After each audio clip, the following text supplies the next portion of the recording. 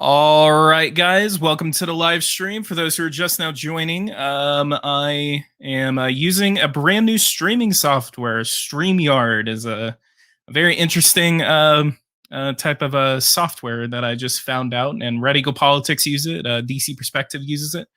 And so today we just had a live stream with who was at America First Politics, and then we had you guys may know him by Mao Zedong, but we have Rowan Murdoch here. We also have GenZ Patriot and Carlos Gomez, two of which I am starting a podcast with every Saturday. We have yet to make a name for it, and we also may or may not need two more people on it. So let me go ahead and hand this off over to Rowan so he can introduce himself, and then from Rowan to Carlos to a Gen Z. So Rowan, introduce yourself. Hey, my name is Rowan. I like to talk about politics, and I identify as a communist. And Carlos? My name is Carlos Gomez. I'm a 16-year-old junior in high school, and I identify as a right-wing libertarian. If you guys could hear me, I'm a 14-year-old. I own a YouTube channel, and I identify as a right-winger. Okay. So we're really going to be going off of what chat really wants us to discuss today. This is just a general podcast.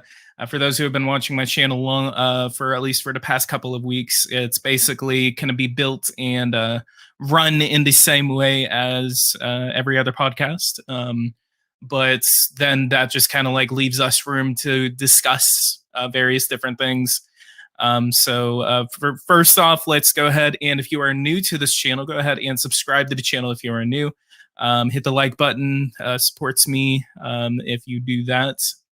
And I want to show off this little feature. Let me actually do this. So if you guys have any questions, they can be featured just like this. I think this is one of the coolest parts of a stream deck. So just go ahead and ask questions, and I'll feature them here, and then we can discuss it. Looks like they can hear you, Gen Z. Also, if it's like directed to someone, make sure you add a name. What was that? I said if your question is directed to someone, make sure to pronounce that. Okay. I guess we'll go ahead and go off of this first question right here about Alexander. What thoughts on government assistance programs? What are your thoughts on that, Rowan? I'm for them for the most part, but depends on what program it is. Like, you can't just say government programs in general, but in general, most of them are good, I would say.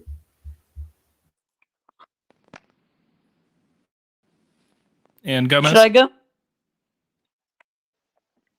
Okay, I guess it I'll really go. depends. Bruh. Okay, go ahead.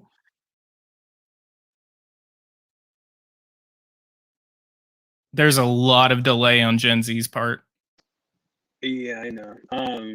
So government, what was it? Government assistance program, you said? Yes. Okay. I feel like, it could be a good thing, but sometimes it's like people are too dependent. But I feel like if it's something like welfare, if they're able to work, they should work. And yeah. Okay, and we just added America First into the lobby. Hello. Yeah, I'm only going to be in here for 30 minutes though. So. Okay. Yeah. Stream is buffering. I actually do not see that it's buffering. Might be Alexander. Yeah, it usually buffers. Okay, so America First, what's your thoughts on government assistance programs? I guess I support them to. I support government assistance programs. That's like one of the main issues I'm left on. I'm not a full-out socialist. Like people call me that. I'm not really. I don't believe that. I still believe generally in the private ownership of the means of production. And I certainly oppose a classless, stateless society. Like Mao said, I obviously oppose that. So, yeah. Okay. I mean, is there any discussion that we want to have on government assistance programs? Not really. I just want to take some more audience questions. What programs are we talking about here? I think we're probably talking about just general welfare. Possibly, I mean, it depends on if we're really talking about Social Security. Maybe Social Security disability could be one of them. We should definitely expand Medicare to an extent, like even like people think it's like this. You're super left wing if you support Medicaid, but the reddest state in the country, Oklahoma, had voted to expand it in 2020. They had voted to expand it. So, and that's like the reddest state in the country. So there's pretty much bipartisan support on it, and healthcare is a losing issue for Republicans. Definitely, full-out private healthcare will lose Republicans' elections. So yeah. Okay. I think my thoughts on it is basically that I believe that we should be able to have some sort of safety net. Sometimes, I think we should. I think we should be able to sometimes expand that safety net because I think that just having a general safety net, but at least like not to the point to what we're doing right now, because especially a pandemic is hard. Whenever you're trying to stop the virus from spreading from there's just a lot of I think you know what I'm talking about is basically I believe that we shouldn't do it to the extent where right now you're getting unemployment. Obviously, if double the money than you made at. Obviously, if the government just forces you to stay at home, they got to give you some things to survive. They can't just leave you there and not give you anything. Which I would support. Let's get this straight. I support ending the lockdowns, but like if we were to have lockdowns, then you need to have like. What the UK did regard to lockdowns is they paid 80% of a person's wage and let the business they worked for pay the other 20%. That's for people who couldn't work. If we ended lockdowns, we wouldn't need stimulus checks. No, I would say only end lockdowns once we're able to have a vaccination program. Once we're able to get vaccination programs out, we will be able to go out of lockdown then. Well, full lockdown. Whose volume is that? Whose sound is that? I think it was AFM's. AFM, can you please mute yourself?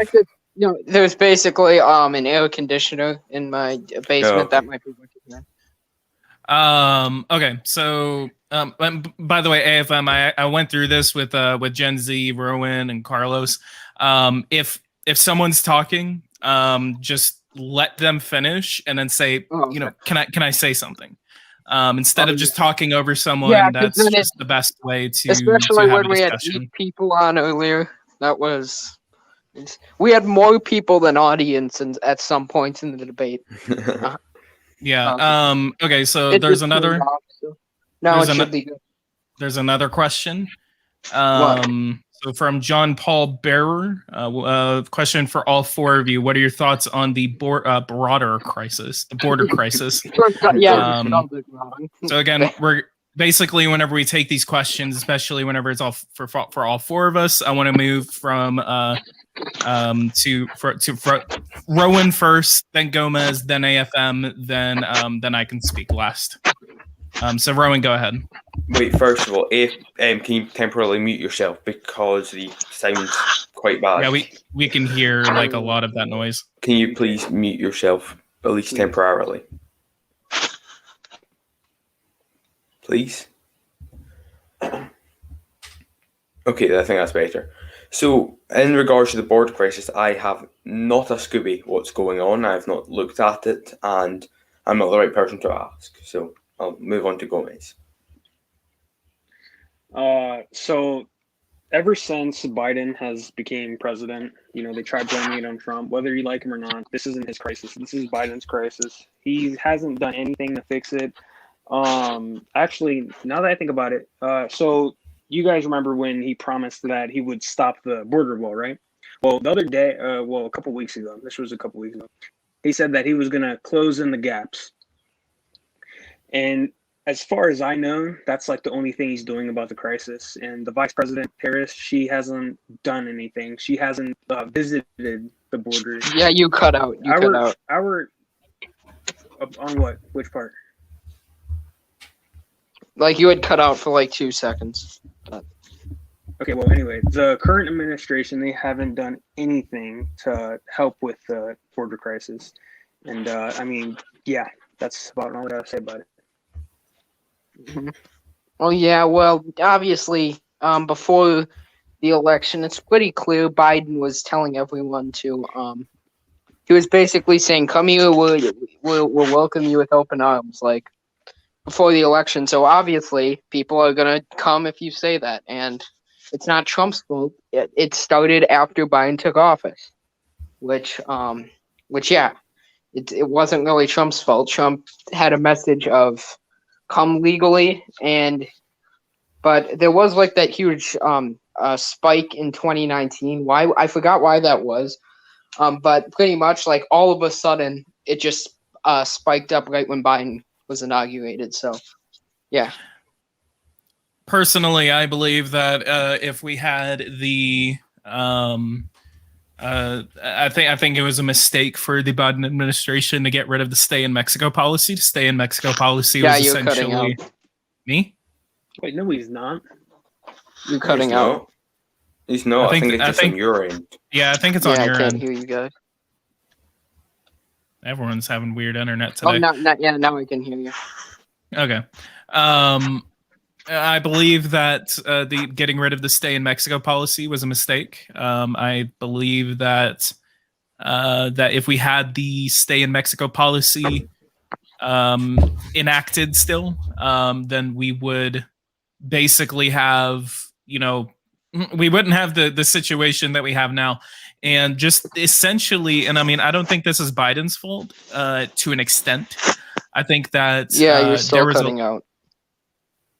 Wait, I'm pretty sure it's only. Yeah, this audio end, is horrible. I don't know. I think it's only for you. For us, it's perfect. For me, and I don't know about Gomez, but for me, it's perfect.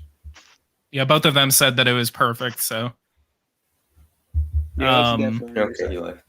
Yeah, that's probably on his end.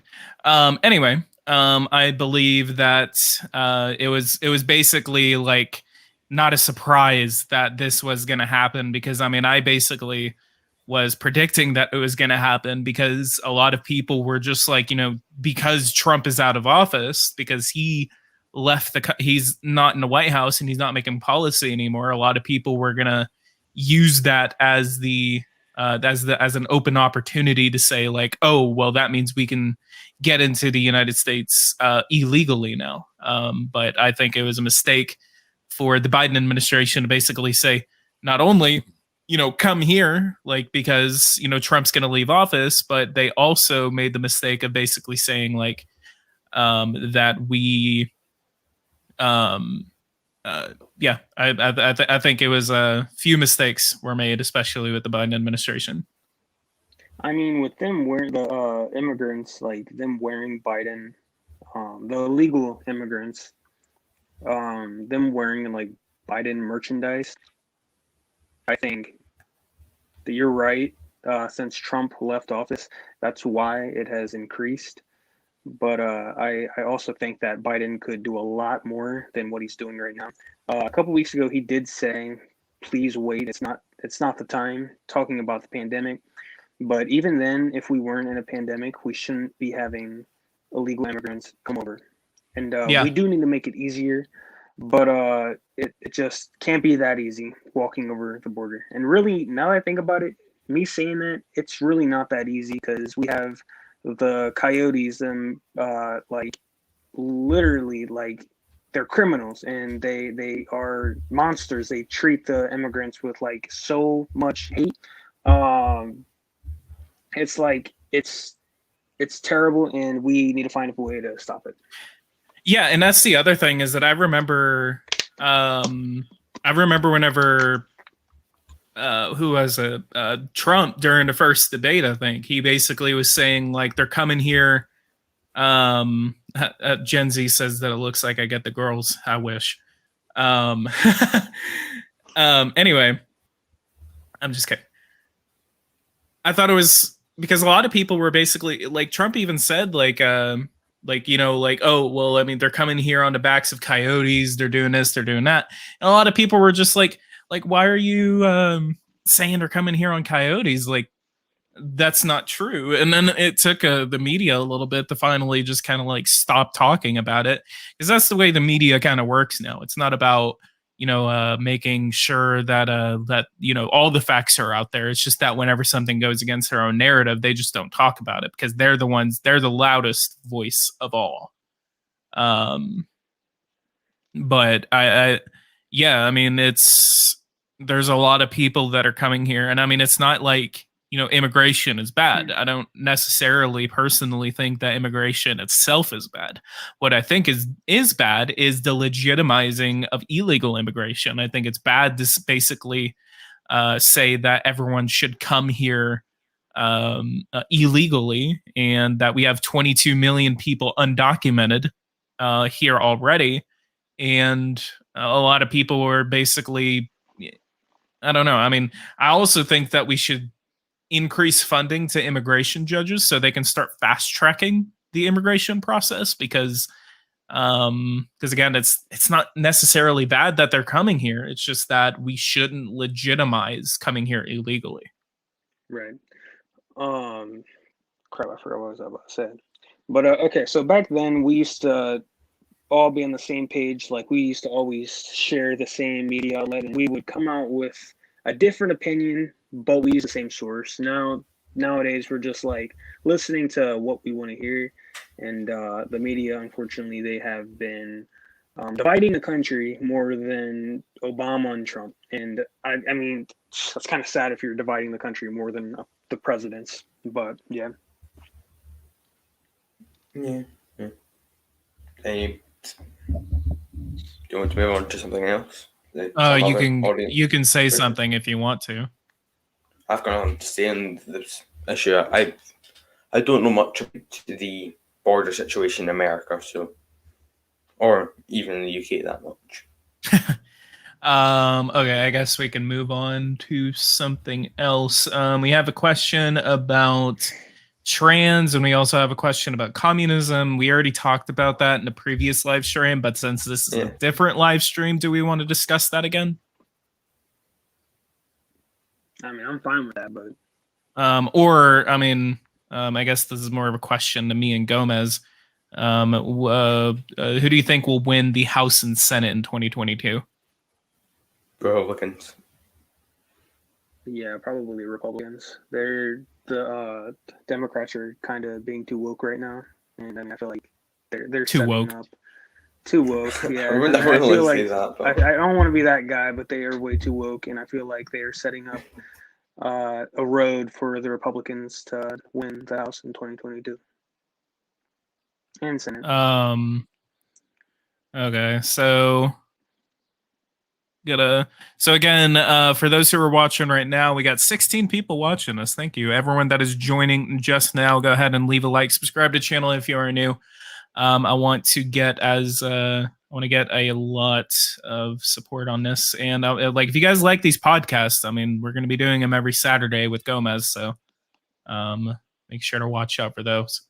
But again, leave questions if you guys have any questions for us, and then you will be featured on this. So I guess it's more of a shout out or something like that. I don't know. But let me go ahead and pull something else up. I guess we could while we wait for that, we could actually not that one. Let's look at this one. Alexander did have another question. But what are your thoughts on communism as a communist? I quite like it. Like, what can I say? Yeah. quite good. And However, then Gomez. Oh, Sorry. me? Yeah. It's failed multiple times. It's never worked, and actual communism has never been reached. But That is true. it keeps on failing, and I feel like it will How- never succeed, and we That's should enough. just stop trying it at some point. I would say that it hasn't been attempted. Well, there has been attempts at forms of socialism in the 20th century, and largely they've succeeded. Especially on the economic side of the nations where socialism has been tried. If you look at saying that, even if they did fail, saying that communism or socialism failed doesn't mean that we should just move on to keeping on capitalism. Is not as bad way of looking at it. Before, when capitalism was first tried in small different areas, it largely failed and took years and years and years for capitalism to become the system it is, for it to kind of quote unquote succeed. So, how do you feel about fascism? This is leading into another question, but how do you feel about fascism? I generally, from what I've seen of it, it's not good. Right. So, how would you feel if someone said that fascism has never been tried, and we should keep on trying? From what I've seen of talking to fascists, they will largely say, "Hey, these places were fascist." Specifically in Italy and Spain and in Germany, they'll say that it worked there. However, if you look at the results of these places, you need to see if what they did would end up being good or what they ended up happening was being bad for the people living inside these countries, and compare it to what they had before and after. Of course, just looking at something in isolation isn't particularly great. Okay. Do we want to move on to another question? Continue on with that? GenZ said something about trans kids. What do you say? Yeah, it's about trans in the military. That's what I was going to go to. I think I said you what your opinions on, instead of saying what your opinions on. What's your opinions on trans in the military when taking pills for gender reassignment? I would say that let trans people in the military, if they want to serve, they can serve. Yeah, I feel like they can serve if they want to, but don't have the military actually pay for it. You do it yourself. If it's really what you want, you do it yourself. You are a hero for being a military servant and not because you are trans. I know there are some people who think that trans people are more heroic than the military, but that's just false. Please. Yeah, I think I basically think it's like more of a. I actually kind of agree with Gomez on that. I mean, I think like it's great that they're serving in the military. Like they're serving for a better cause. They're serving for a higher cause than themselves. That's what being in the military is part of. I have family that served in the military, but like, the thing about the military is like, I mean, if you've ever watched or even been to basic training, then one of the things is like are like you're all equal. You're all equally trash there, according to the drill sergeant. Like because like if you're going into the Marines and then you're basically yeah, I mean, I think there should be a little bit of change. I mean, like, you know, there shouldn't be like a don't ask, don't tell kind of policy for the military whenever it comes to trans people, which I don't think there is right now. Maybe reversed it or something like that. Maybe, but I think I heard about it, so I think I may be wrong on that. But I believe that whenever it comes to just trans people in the military, yeah, I mean, I don't think like because I mean, you're basically like your housing is provided for, your food is provided for, and basically they're just paying you to do what the drill sergeant or your CO tells you to do. So, and that money like builds up like over time. So you're basically just being paid to do whatever, and you can surely save up enough money over the next couple of years and pay for that, or get health insurance, and then get your gender reassignment there. So there's other ways that you can do it instead of basically like having the government make a separate program and then have the government directly pay for it. Except the only thing about that is whenever I said health insurance, I also thought about it too. Technically, the government would be paying for that. So the question is, if you're on government health insurance, should they be paying for that? Yes. And that's more of a question toward Gomez. Paying for what? I'm sorry. If your insurance is through the VA, or if your insurance is through a government program, because if you're in the military, yeah, you can pay for that themselves, but you're probably going to be health insured, right? So should government funds that are probably subsidizing your health insurance, should that pay for gender reassignment surgery? No. Okay.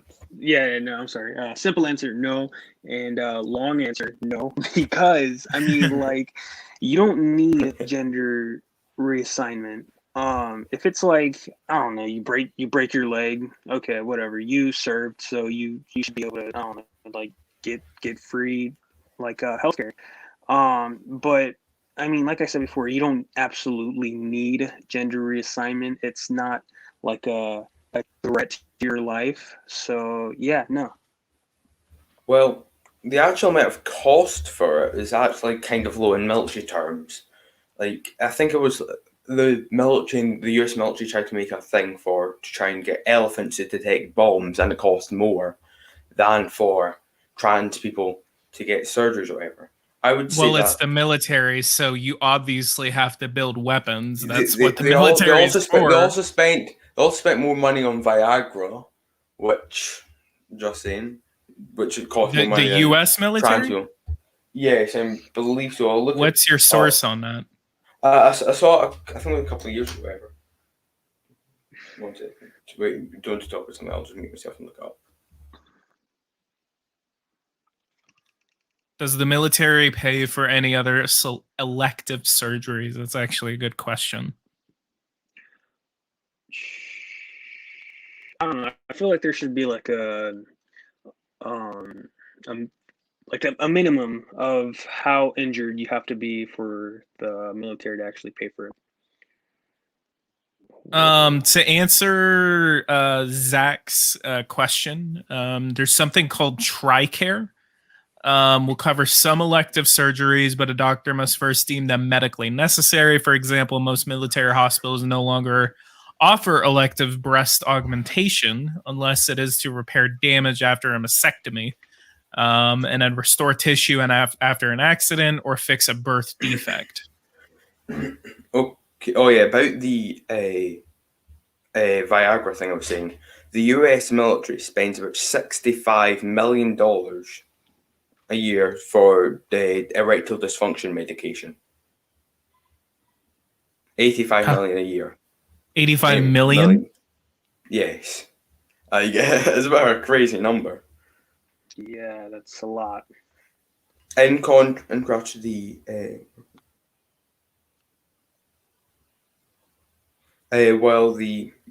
budget for trans people transitioning is about $8.4 million.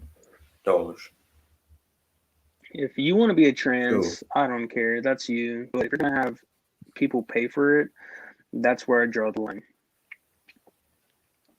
Yeah, because that's the whole question about it is like, should the military, the federal government, be paying for those kinds of surgeries? Because it's not just the government paying for it. It's a lot of people And I think the last time, I think there's a poll from Pew Research that basically says that about like 60% of people in the United States support.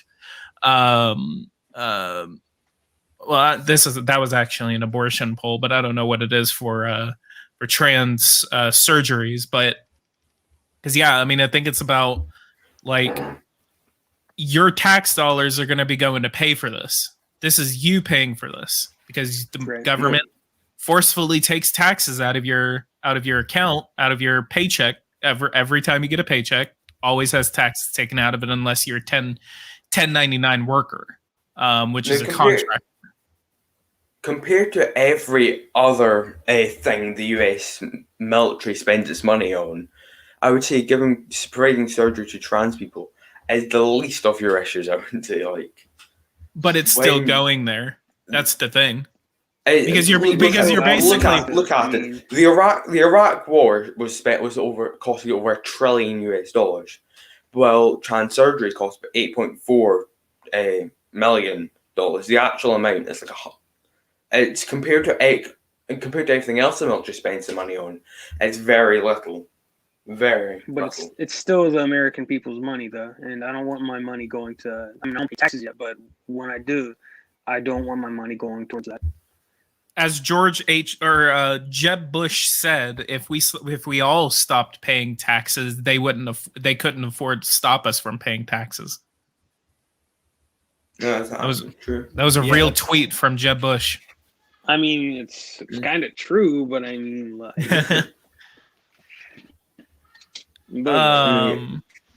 Gomez, question: what's your thoughts on universal healthcare? I think, people who have a hard back-breaking job, they should be able to have some sort of healthcare, I guess. But I mean, we can't have universal as in everyone gets free healthcare all the time, because once you do that, and you know what I'm about to say too, don't you? Please, I'm fingers crossed you won't say it. But you know what I'm about to say too, because you asked me this question before. Anyway, go on. This makes the doctors, the surgeons, the nurses, all the people in the medical field basically slaves. And that's because people are going to be constantly coming in 24/7, like, oh my gosh, I just got a little scratch. Okay, look, just touch them up, they're done. That takes like what, 5 minutes? I mean, like, people are going to be like in there for stupid stuff, and the money it would cost to get every single person in there, it would be too much. Okay, so now, Carlos, you said that under universal healthcare, doctors are essentially slaves. Now, across the street from me lives a doctor, and if you don't know, I live in a country with the universal healthcare. They aren't a slave. They work. They get great pay. They have plenty of time off. Maybe no, but they are doing well for themselves. They're not enslaved and being forced to provide healthcare for people. Let me ask you a question. How many people do you have in your country? How many people? I have about 5 million people living in Scotland, and about 66 million people live in the UK. I think I might be 66, but I'm 66.6. Okay. What percentage of them are doctors? I believe that okay, if you look at the doctors per population, I'll compare it. However, if you look at a country, if you want to look at a country where for physicians per population, doctors per population. Okay, from the World Bank. Okay, what does it say here? Okay, so where is it? The United Kingdom. Where is it? Wait, what is it? Physicians per 1,000 people. Let's see. What were you saying? While you look for that information, can I say something on it and then let you say whatever? Okay, quickly. The UK has 2.8 doctors per 1,000 people. The US is 2.6 doctors per 1,000 people. So it's very, very little difference overall. But it's also spread out too. I mean, like there might be more doctors on the eastern side of the country than there are the west side. You know, people that don't work and don't have a hard job like flipping burgers, I don't know, something like that. They should not have free universal healthcare. I mean, So what kind of jobs would Why you be not? thinking Why about? not? I'm thinking about, like, for example, like back-breaking labor, like construction, HVAC, aviation technician, welding, you name it. That some that is a Some trade. like a job That's basically fine. that's like that, like you're like 50%, like every day you're probably gonna get injured. You're right, but but like if it's a serious injury, that's what I'm trying to say. If it's a serious injury, so like if you cut yourself, say that you do construction, not erase the cutting yourself. I mean, okay, look. So say that you're in a construction business, you hit your hand with a hammer on accident, some stupid like that. Depending on how bad it is, it should be free. So now let me go ahead and say what I was looking gonna at say. this. Look at this. In countries with universal healthcare, tend to have more doctors per population, so it's expected that it might rise with if the US was able to implement policies like that. So Gomez said something a minute ago, like we're basically like they're gonna be slaves. See, I'm one of the unpopular kind of people that basically sometimes, yes, basically like healthcare is more of a service than a right. Because I really don't think it's wise to basically say just because you want something doesn't mean it's a human right. But then at the same time, necessarily they wouldn't be slaves, because if we basically, said like, screw the whole private system, we're going to go completely national. Like whenever it comes to the education industry, most of the money in education funding goes to pay. So basically, like Yeah. the pay isn't the issue.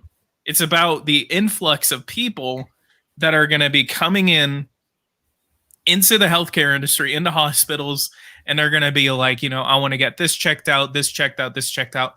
And one of the things about that is, I mean, my opinion on universal healthcare, like, evolves as I, look more into it, get older. A lot of different things. But I still necessarily don't think that it's like the best idea to make it free. Like a one single payer system kind of free. Yeah. But then at the same time, I believe that that if we do go to a system like that, yes, at first there is going to be an influx of people, because it's going to be like, I finally have the opportunity to go do that. I don't have health insurance. I haven't gone to a doctor in over a year, like to get myself checked up on, and I don't know what the hell is going on. But that's because I don't have health insurance. But then, even though I don't have health insurance and I go through that, that doesn't make me go like, well, it should be free. We should have like, a universal system, because I know that there's going to be bureaucracy. It's going to be like, if we go through another, with the amount of bureaucracy that we go through right now, like if there's a government shutdown, that's going to be in danger of running out of money. Okay, so there's different approaches to do with it. I quite like the German or the Scottish version, what they did with universal healthcare was they got instead of having it like centralized or whatever.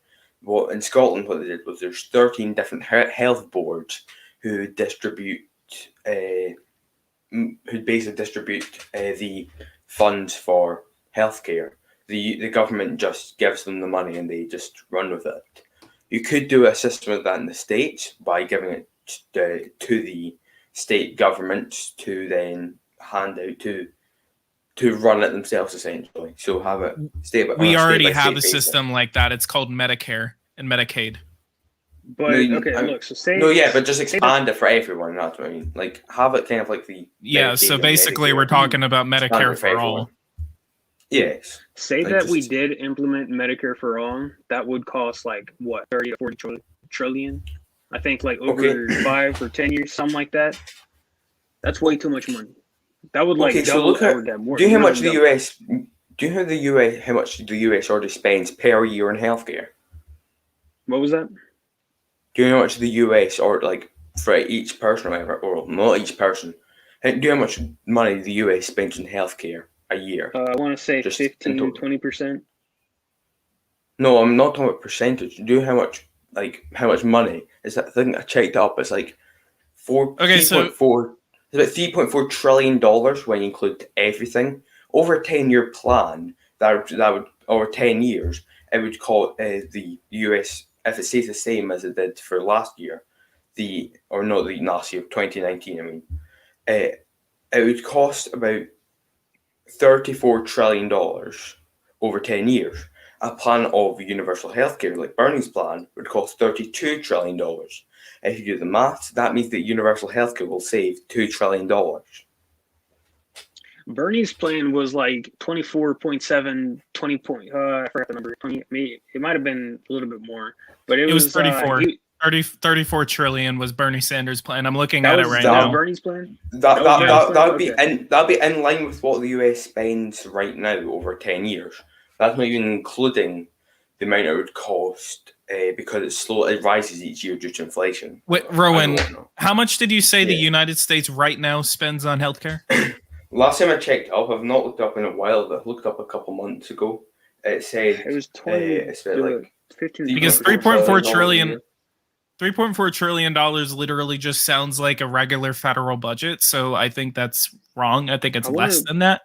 Because we basically I'm talking about the private industry and the Medicare, Medicaid, and such. I'm talking about the cost for like all of it. Well, if you're talking about like U.S. healthcare costs, we're only talking about how much the United States government spends on healthcare. Well, I don't see how. If you include I'm talking about the private industry because think about it. If you don't have to pay for private. The way that most people think about it is that it's going to cost $32 trillion. So that they think about it that's on top of what they're already spending for healthcare. When you eliminate all that, essentially, it's about the same price, or it saves a bit of money. Do you know how much the U.S. is in debt right now? $21 trillion. Last time I checked. 21. Yeah. It's way higher than that. You're way off there, Chief. No, it's way higher than that. How much is it? Last time I checked, it was like 21. That was like last year. Last time I checked, it's like 28 trillion, 29 trillion. Like 28 time you checked up on it. $28 trillion. $28.2 trillion is the U.S. national debt right now. What was it? 28.2. Okay. Yeah, and I don't see how that's relevant when most research done on the matter of universal healthcare says it'll save money. Projected amount. How so? How so? It's 7 to 8 trillion. How much is predicted? How much is universal healthcare cost? How much does? What am I saying? Bernie's plan, according to him, it was like what $34 trillion. That's more than that's double. In line. I said in total. In total, America spends about, including private industry and such, it's about $3.4 trillion a year. Oh, sorry. And we already spend like 15 to 20% of our budget, which is like $4 billion. I don't say that's relevant. It would. Carlos, you're aware that if you get universal healthcare, you wouldn't have to pay for the private industry. You wouldn't have to. You will have to make that up with taxes, with more taxes. I don't think you understand. Yes, increased taxes, but overall cost goes down. Taxes go up, overall spending goes down. But think if you have how much taxes go up. Yeah, so taxes will go up. Yes. Taxes will go up. But then overall cost will go. How much does it cost? Like I think I checked it. How much does it cost for healthcare? No, insurance in the US. Okay, say that we went with your plan. How Bernie's much plan, is you how that much would is cost how much 30 does to 40 healthcare total. go? How much does healthcare cost in the US, like insurance? Like $3,000 a year? I don't know how much. I don't know Let's say the three- exact number now. Let's just say it costs $3,000 a year. I want to say If like you 15,000. 15,000. So let's say you're spending $15,000 a year for a healthcare plan. If your taxes go up by the equivalent of $10,000, you'll have $5,000 left. So your tax will go up, but your overall spending will go down. Like, I mean, those numbers wouldn't be correct, but you know the general gist is. But you also got to think about the service that you will be getting, the service that you'll be getting. You'll get better service right now. Yeah, it costs a lot, but with free healthcare, the service would be like down there. It wouldn't be as good as you're thinking. Rowan, let me ask this. The thing about taxes, especially in the United States, our tax situation is not the same as it is in Europe, because the taxing system that we have here, and that's why you're saying like, yeah, your taxes are going to go up. Well, the thing about that is that there's a lot of people right now that cannot afford for their taxes to go up, because if you're taking more taxes out of it, especially in the situation that we're in right now, and I mean, I know a couple of people that basically say like, you know, I'm okay with my taxes going up if I'm getting free healthcare, free education out of it. And the thing about it is like, yes, you are getting a lot more out of higher taxes, but there's a lot of people that are going to go bankrupt just because the taxes go up. There's a lot of people that cannot afford for their taxes to go up, and if their taxes do go up, then they're basically going to be screwed out of a lot of financial opportunities, from getting a house, from getting anything, because they're going to have bankruptcies on their record. Again, if you look at how many medical bankruptcies are there in the UK? How many? But it's not a medical. How many are there in the US? I'm not specifically. So that's the thing. If you look at overall, if you look at when taxes go up, who pays the most of them? The rich. Most people, like I think, most people who are a lot poorer will get the amount of taxes they put into it wouldn't be very little, and people at the top will pay a lot more. That's how progressive tax system But if we works. go for a system that you're wanting, like Medicare for all or something like that, the thing about it is that if we go for that, like, again, it sounds so good on paper. I used to support it. It doesn't practice. I wanted Bernie use Sanders. universal healthcare. Hang on real quick. I use universal healthcare. But hang on. It's work on paper. So actually, there was someone that said something earlier. Let me actually find it. He said, I have family in London. They all complain about the healthcare system. I know one doctor who worked harder than all of his buddies, had time off, and was way underpaid. He stayed to help people. That was by Chef's. Pull it up right here. It's almost as if a conservative government for years defunding the NHS isn't a particularly good thing. Defunding it isn't good. They have been doing it for years. Our junior doctors are getting a terrible deal over here, mainly because of our government not paying for it. So again, like, at least in the situation that we're in right now, like, because Democrats basically want, because okay, so if we're specifically talking about the United States, because again, I understand that in the United Kingdom y'all have the NHS. There's a lot of issues with the NHS that I have a lot of bones to pick with the NHS. But whenever it comes to the United States, like, the only reason that we're saying, like, you know, we don't want our taxes to go up is not because we left the United Kingdom, Great Britain, just because, like, no taxation without representation. That's a very old argument, because not a lot of people really think about it like that. But the thing about it is because they're thinking about it in their financial sense, because they can't afford for their taxes to go up, because there's a lot of people that are sucked on their mortgage. They're sucked on the amount of money that they have at the end of the month, because we can have a whole conversation about minimum wage and everything, but Who would be paying for this? but though? I'm not Who's even gonna be I'm not paying even for talking this? about people who are making minimum wage. I'm talking about people that make in between like $30,000 to $70,000 a year, and they're still having a lot of trouble Who would be paying it, for though? bills. Who would be paying for a universal healthcare system overall? Taxes may out for the average person earning between $30,000 and $70,000 a year. Their overall costs will go down. Their overall costs. They'll have more money in the bank account. The people who will lose money will be the people earning £100,000 to £200,000 a year plus. So I think it's £160,000 a year. Anyone earning above £160,000 a year, their overall cost will go up. Everyone else's will go down. Hey, real quick, I'm Also- gonna step away. Yeah, So I'll leave you guys real quick. Please. Politics Gaming, I sent you two. Oh, I thought you meant step away from the subject. Okay, what do we talk about, Murdoch? I don't mind. You pick something. Okay, I'll look at the comments because How's the weather there in Europe? it is absolutely terrible. I was lashing down. I went outside to play rugby. And I was practically swimming in it. It was not great overall. Very bad. Swimming? I was in America. No, yeah, the water because my rugby pitch is on a floodplain right next to a river. We were basically practically swimming at that point. The lot of mud and mess. Not very good. I'm And it was freezing. Except that I can't breathe. That sucks. Hey, so I'm a YouTuber. The Gomez Report. Look me up. Subscribe. We're about to hit 8. If you wanna, I don't know, destroy that subscribe button. I'm playing with you. Alexander says, "Why do you like communism?" And that is pointed to. Oh, why do I like explain communism? yourself.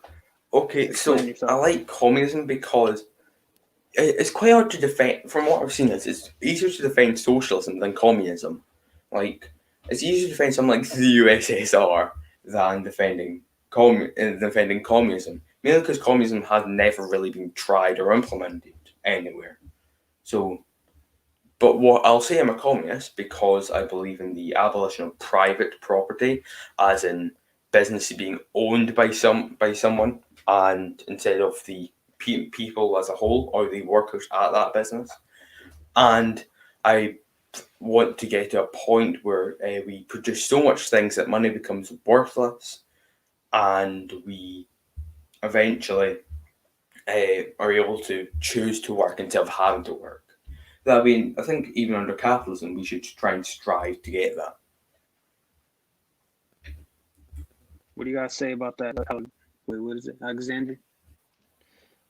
Christian Populist says, "What are your guys' thoughts on Francisco Franco, dictator of Spain?" I thought that guy died a long time ago. Dictators I've aren't looked- really my favorite. So I thought that guy died. I've done very little research on him, but all I know is I don't know that much about him.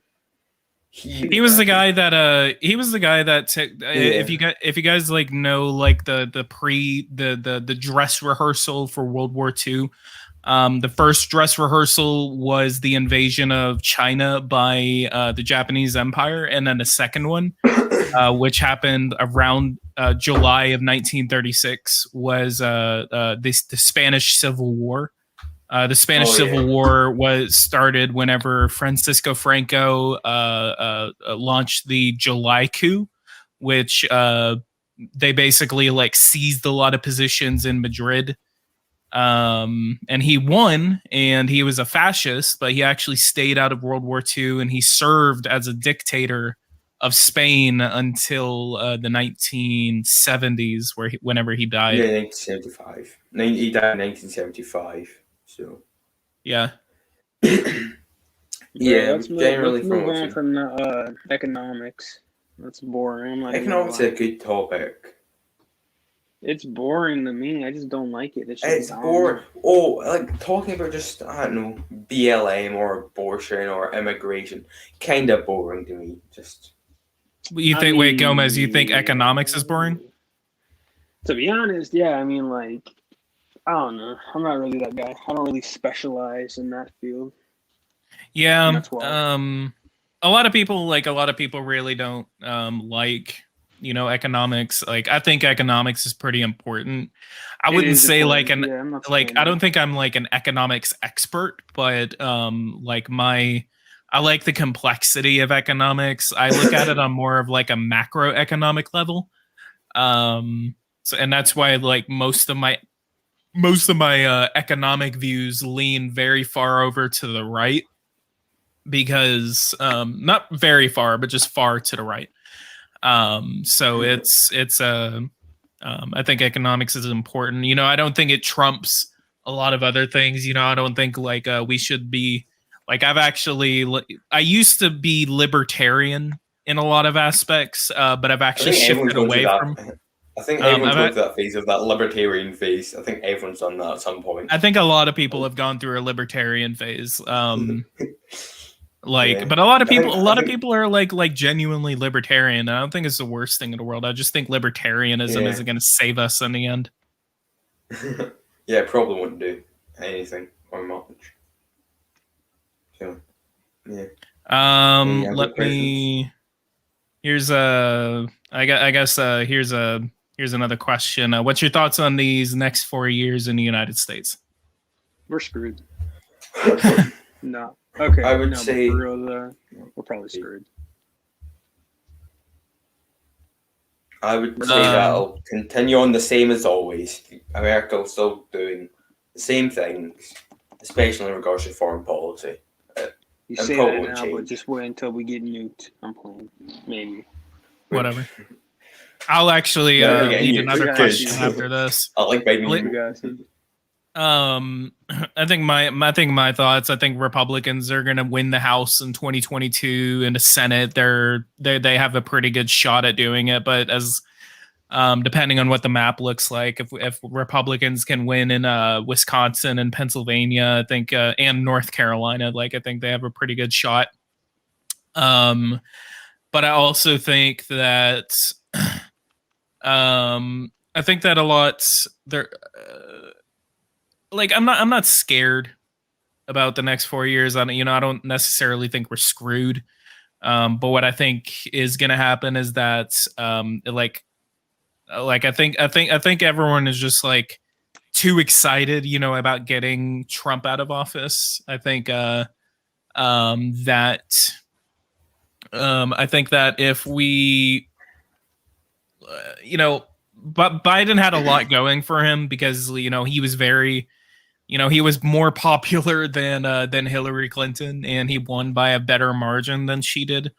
But I think that the Democrats are really, really shooting themselves in the foot. That was actually prevalent on the first when we saw that election in Texas, because the Democrats basically got locked out of that runoff election.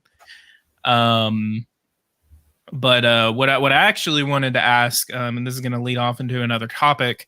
What's your guys' thoughts on an intervention against China? Do you think that the world should back Taiwan if or when the Chinese invade them, or do you what's your thoughts on that?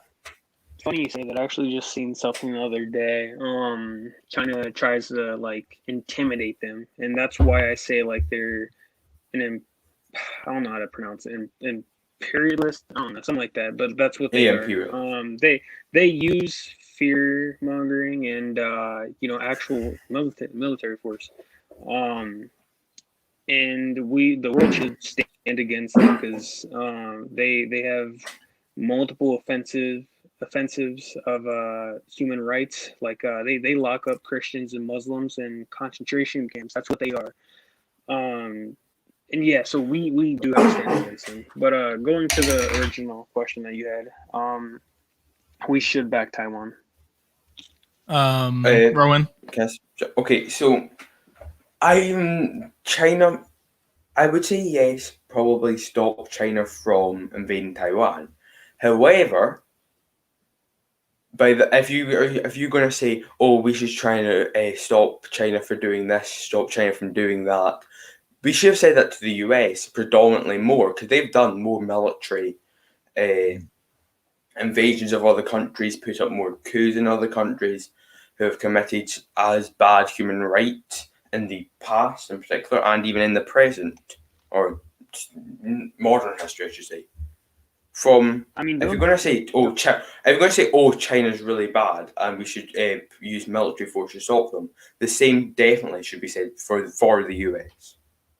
Well, the thing about the U.S. is, I'm not gonna lie, the U.S. has done some pretty messed up things with the Japanese concentration camps, invading Syria when it's saying like the Middle East had these weapons of mass destructions. We go in, there's nothing. I'm not saying that the U.S. isn't, or I'm not saying that the U.S. is perfect, but I've denounced several things that the U.S. has done, and literally China's worse than the U.S. when it comes to How so? Human rights. How so? How so? Well, they are locking up Christians and Muslims alike just for practicing their religions. And the U.S. doesn't do that. You have the right to your religion, Christian, Jewish, Muslim, Hindu, Buddhist, whatever you are, you're allowed to participate in the activities that those religions do. But in China, you're not allowed to unless you want to get put because I mean, you're basically saying like, the United States did this in the past. Yes, we did screwed up things to the Native Americans. We did screwed up things to African Americans. We did do screwed up things to the Japanese Americans. But we're not doing that right now. I mean, if you could cite like anything that the United States is doing at this moment right now that we're doing that is similar to what the Chinese are doing to the Uyghurs, to the Christians, to anyone that does not abide by their specific way of governing, then you could prove us wrong. But the United States is not doing that. No Western nation is doing that as we speak right now. The Chinese are doing that while we discuss this. Right this second, the Chinese are doing it. Okay, so I take it you know why the quote-unquote re-education camps were put in place, because if you don't know, there was a lot of terror organizations or terrorist actions done in the area of Xinjiang, is how you say it. And Xinjiang, Xinjiang, and even some in Beijing. That's the reason why they're using it, why they're able to lock up people. Now, is that a justification? Right. I don't think that's right. But if you look at something like Guantanamo Bay, the US do a similar thing, but on quite a lesser scale. They arrest people who they seem to be suspicious. But Siri's coming up. They arrest people they seem to be suspicious, and some terrorists, some not, in the Middle East. And without a trial, they arrest them and send them to a but we're not doing that in our homeland. We're doing that in areas that we are operating in, and then we're arresting. Well, it's Cuba. It's U.S. land the USA is their land. I wouldn't say it matters if it's happening at home or somewhere else. It's still happening. I would say it's bad wherever it is. Right, I know, but the thing is the U.S. we're not doing that no more. We're not killing Native Americans because we want their land. We're not putting Japanese people in concentration camps because Japan attacked our harbor. I mean, we're not doing that stuff no more. And like I said, we've done multiple inhumane things, but to cancel out what China's doing just because we did that, it's not what we're supposed to do. We got to stand up for people in China and Taiwan, or no one else will. Yeah, but with the invasion of Taiwan in particular, if the China did invade it, it would be terrible. But as I've said multiple times, the US have done similar things. I've done something even similar in the last 20 years. If you look at in the last 20 years, the Iraq War, where they essentially went into Iraq and destroyed it. Right. Look at very close, like a couple of years ago, until very, very recently, like the last couple of months, the US backed a dictator in Bolivia in particular, because Bolivia, I think it's Bolivia's lithium reserves were nationalized, so they put a coup in there. So we go. Both are terrible, but to criticize one and not the other is to threaten one with military force and not the other is not great. Look, on my channel, I have denounced the U.S., not the U.S., but what they have done in the Middle East because, like I said before, I don't think that's right. And yeah, you're right. We should denounce it. But like I said, again, to cancel out what China is doing just because the U.S., like, oh, well, yeah, but I mean, they're doing bad stuff, but you guys did, I mean, a little bit worse. No, that's not true. They are committing genocides among religious groups, and not only that, but they treat the LGBTQ community terrible, more terrible than us. It's not just for you to say that I'm not condemning the U.S. actions on Middle East. If you watch some of my videos, I do that. From what I've seen of your videos, you're just doing Tifa compilations and such. Yeah, That's for the primarily. past couple months, but you haven't subbed to me since I had 200 subscribers. So I know you have watched it before. Yeah, y'all known each other that long?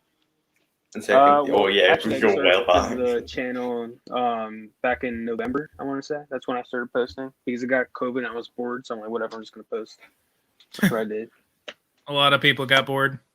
I know it sucked, but yeah, 2020 wasn't the best. It really wasn't. No, I think all of us can agree on that. Yeah. So yeah, I mean, like my thing about it is like, I mean, I've been pretty like outspoken, especially on this channel and my podcast and some of my other videos. I just think that I think China is like the greatest geopolitical threat that we've ever faced since the collapse of the Soviet Union. And I believe that if we just kind of like sit here and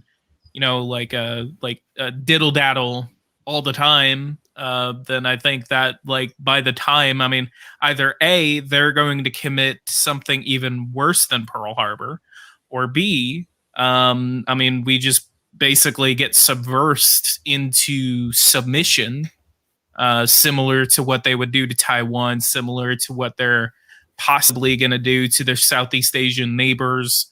And I mean, we basically do have a coalition against them if something were to happen. But I think it's going to be interesting if we do end up going into a conflict within the next 5 years. And I think we will, but China is a bigger threat than Russia. And like you said, China, it is the biggest threat. I mean, ever since the USSR failed, like it's China. If we don't stop them now, then they will eventually get stronger than us. And I think some would argue that they already are stronger than us. And I don't know if it's too late. Hopefully, it's not. But if it is, then yeah, we're not going to make. I mean, at this point, what we're at right now, the way the military game is going to go, and then we've actually had plenty of military exercises ourselves, where we basically did a war game against someone like China, and every single time that we've done that war game, we've lost.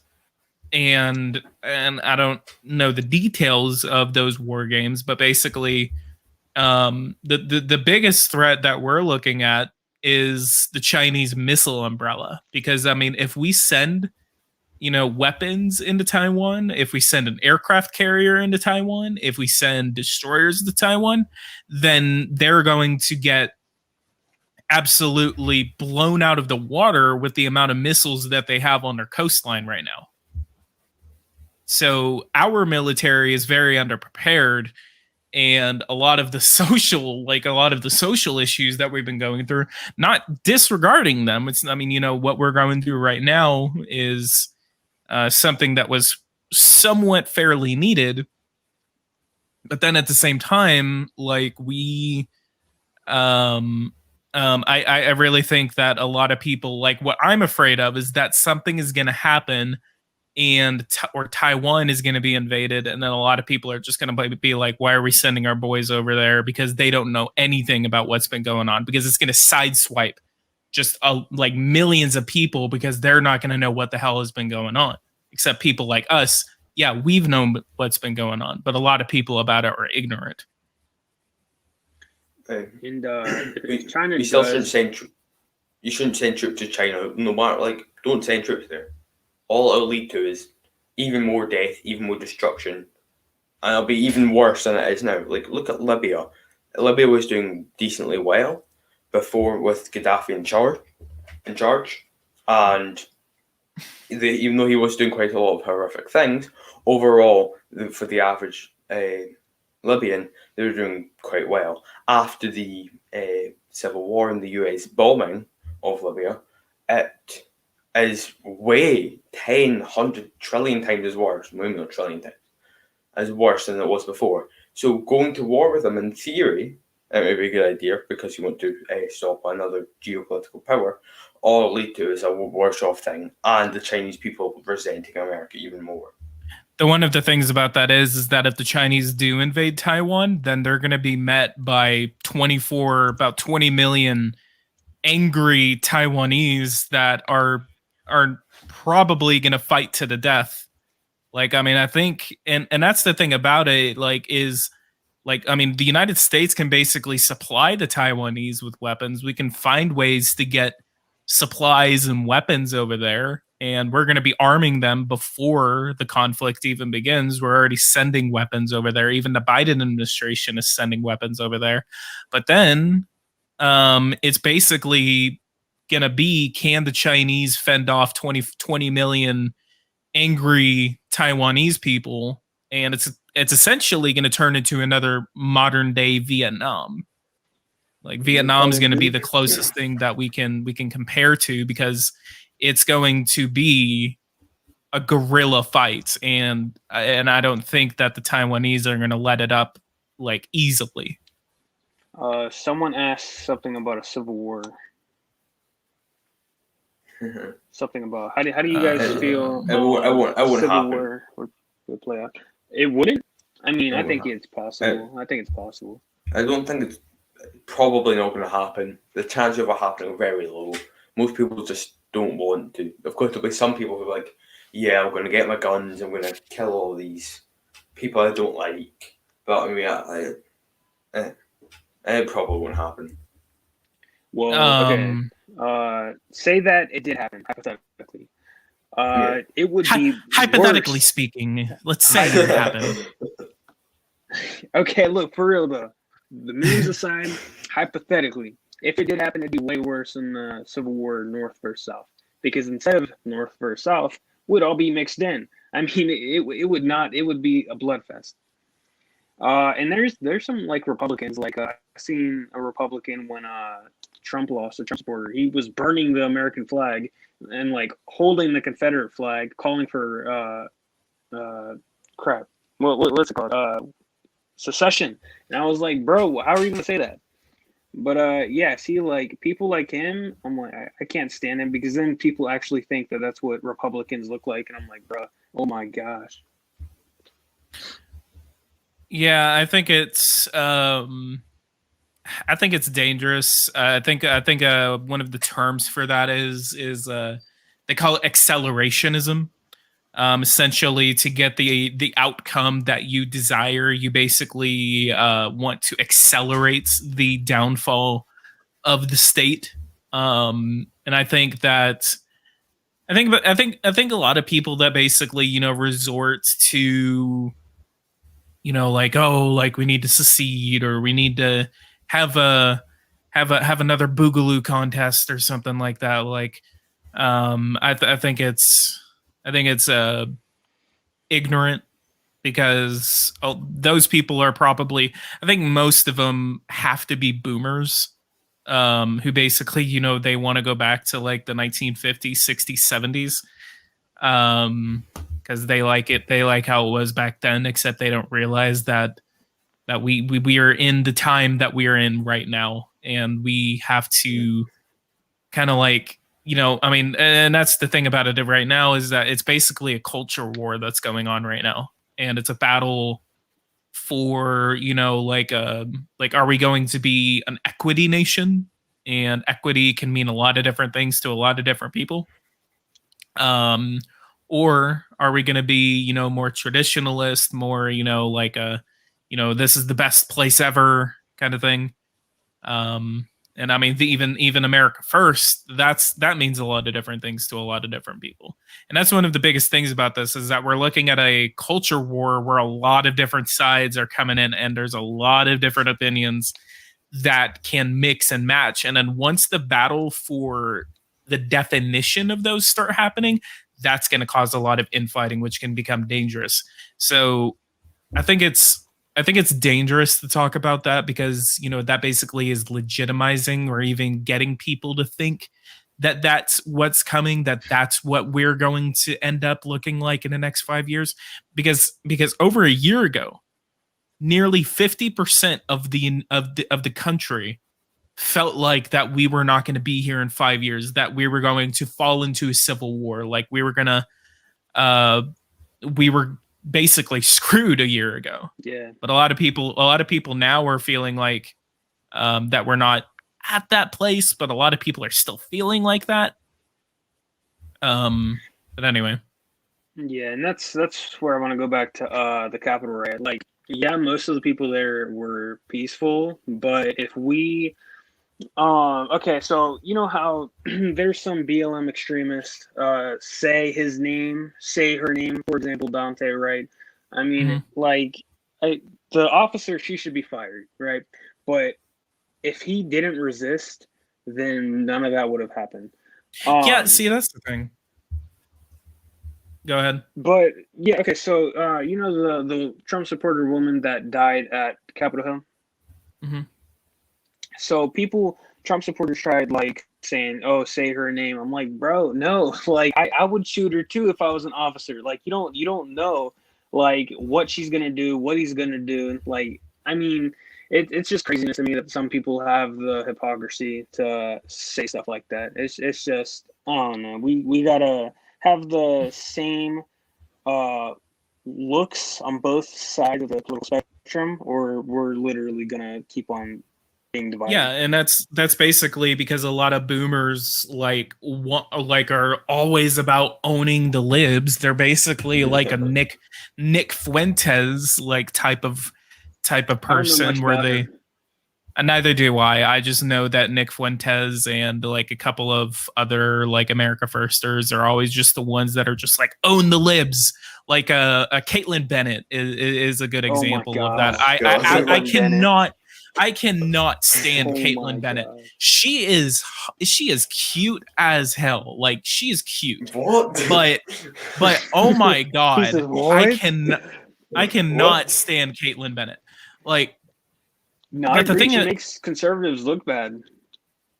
yeah, like yeah, it's embarrassing watching her videos, whatever, because she goes up to ask people things, and they just like 99% of the time they're just reasonable responses. It's like she thinks that this is so extreme. It's like she great like fun watching her like Caitlyn Bennett, like every single time I watch one of her videos, it's basically like she's adding nothing to the conversation. She basically is just going there just to make people mad. Troll. And yeah, like she's just going there to troll. She's not adding anything to the conversation. And that's what I really, you know, hate about a lot of people right now, is that, you know, it's either a boomer or it's someone who wants to get internet clout and then basically say like, oh, well, I mean, you know, if you think this, then, you know, like, blah, blah, blah, blah, blah. But I don't know. But what I wanted to talk about is like, and I think I was gonna kind of like extend this into this question right here. I'll go ahead and pull it up. What's your guys' opinion on abolishing the police? Because Gomez actually said something about Dante Wright, and then we could actually kind of like discuss it further. So I guess like what I guess Gomez can go first on this, and then Rowan can. So what's your thoughts on abolishing the police? Abolishing the police. Well, okay, so the people who say that, they are the first people to call the police when a Trump supporter confronts them, and that's just facts. You can watch the videos; it's hilarious. But abolishing the police, that would, I mean, that's like legalizing murder, legalizing all these crimes that you don't want. That's legalizing all of it. Unless you're not like armed, then you're not gonna make it. I'm sorry. It turned into the purge. Yeah, and Rowan, go ahead, and then I'll go ahead and go ahead. So the actual institution of policing in itself isn't that bad. However, in practice, what I've seen is not great. We should probably spend more money on addressing the key issues which lead to crime rather than spending so much on the police. So, wait, what was I say? Yeah. For instance, with police deaths per population, the US. Oh yeah, okay. Per population, the US police kill about 40 times more people than in a country like the UK. So it's clearly not doing something right. It's clearly doing something wrong, I should say. And from what I've seen, they spend more time now focusing on protecting property rights rather than GenZ, rather than policing in communities. Okay. I guess since Gen Z is in here, go ahead and go with the question, Gen Z, and then I'll go ahead after you. What's your thoughts on abolishing the police? Yeah, it's on abolishing the police. Oh yeah, abolishing the police would be a stupid idea.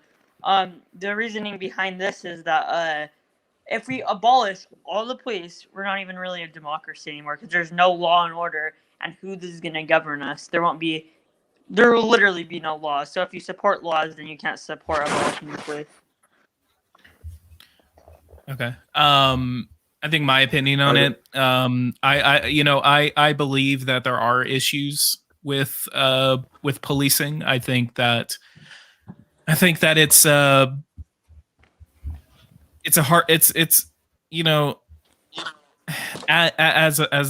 a white person, and I'm not gonna go too far into race, but as a white person, I do believe that there are different experiences from the conversations that I've had.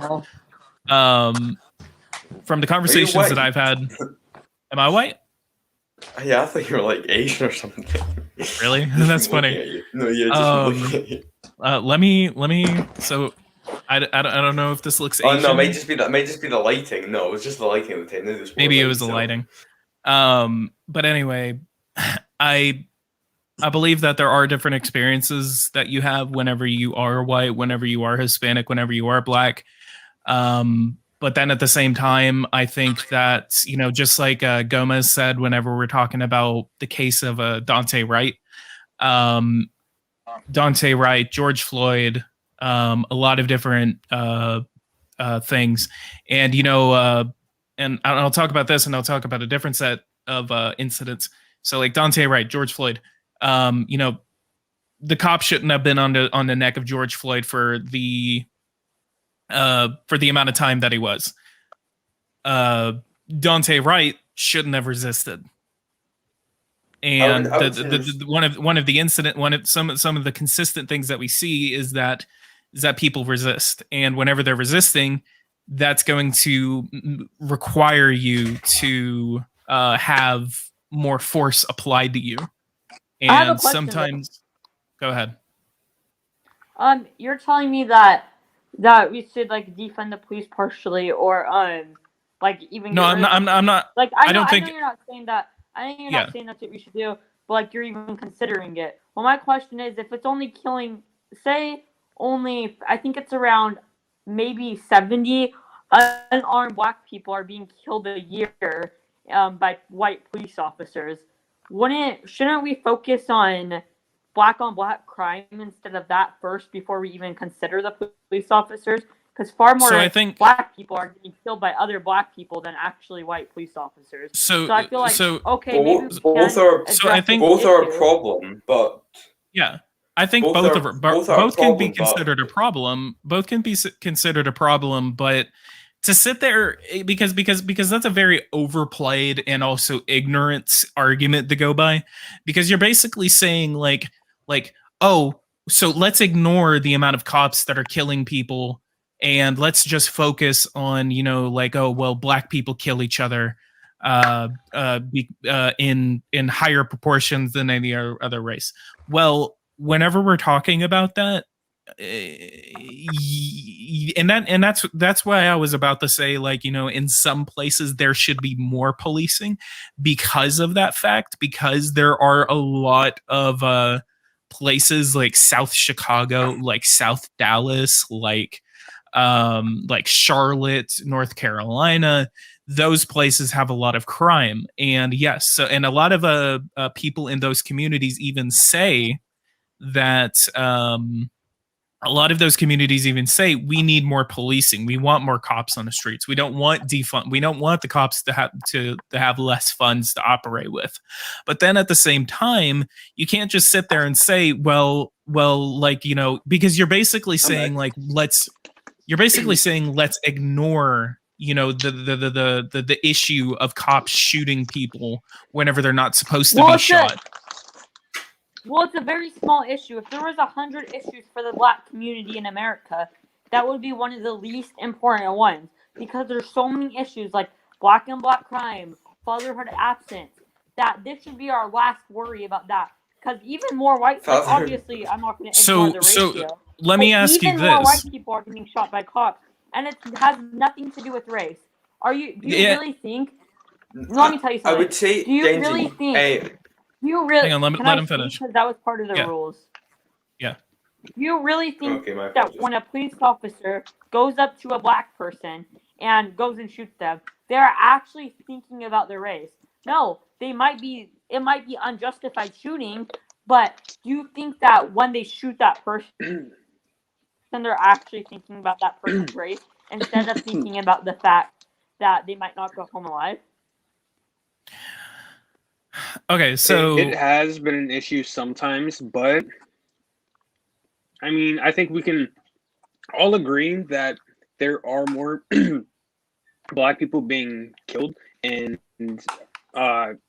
detained, and that is because of what our Democratic politicians have put. And even Trump said it. I mean, look up the clips. Sorry, but yeah, and the crime bill. You got a whole bunch of stuff adding up to why. Now it's not targeting black people; it's targeting poor areas, and unfortunately, black people and Hispanics are put in poor neighborhoods, and that's why. Well, you could say that some of it is kind of directed at race. If you look at the drug war, for instance, one of the reasons why certain drugs were were punished so harshly was because they were predominantly used by people of color. So, yeah, see, that's one reason. The war on drugs is a completely different discussion. I don't know if you guys want to go it's into kind that of similar discussion. because it's to do with it because police who fights the war on drugs, it's the police. They are involved with it. Okay. So one of the things about it is that and what I wanted to talk about is, like, there's been shootings like Walter Scott, Philando Castile, Breonna Taylor to an extent. There's been plenty of shootings where basically, and I think I'm thinking of Walter Scott. It may be someone else, but I think it's a Walter Scott. But by the way, someone is, I don't know if that's Rowan. No, that's a guy called Rowan. Oh, But you got glass on my face. Jesus Christ! That's not true. Time. My ears. Jesus Christ. Anyway. Damn. Oh Now my. he left. Okay. But what I Wait, really see wanted that to say, like, what I really wanted to say is basically like there's been a lot of shootings, like Philando Castile is a prime example. Like he did everything right to notify the cop that there was a weapon in the car, to try and give him his gun license. Walter Scott, for example, was shot because he was talking to the cop. And then he just turned around and bolted off running. Now that's one thing. I think that he Isn't should have Walter been Scott chased an down. author? What? Isn't Walter Scott an author? No. This was just Maybe a different Walter Scott. this was a different Walter Scott. But Walter Yeah, Scott, like Crazy. he was the guy that was shot like in the back 7 times just because he ran away. So No, I don't think someone should be shot that many times for being. and I think it's police policy to empty your round. I think I saw something about that. You no, have it's to not just it's not empty police your- policy your to clip empty out. your clip into him. Yeah, you clip it. I don't know the gun terminology. My apologies. So, I Depends think on that's why they if shoot. Breonna it Taylor depends shooting on was whether- justified. Okay, look. I'm not saying I'm just reading a comment. Breonna Taylor shooting was justified. I disagree. I disagree And too. Why I Yeah. disagree No, I didn't say all- Breonna Taylor. is if Wanted to if like someone almost talk. if someone came in my house, and I didn't know it was a cop, and if I live in a ghetto area like where they left, I would probably shoot too. And the police, they claimed that they had a no knock warrant, but they knocked anyway. Why would you go through the trouble of getting a no knock warrant and still knock? That's suspicious. That's Yeah, like super because suspicious. like a no knock warrant requires a county judge to sign off on it.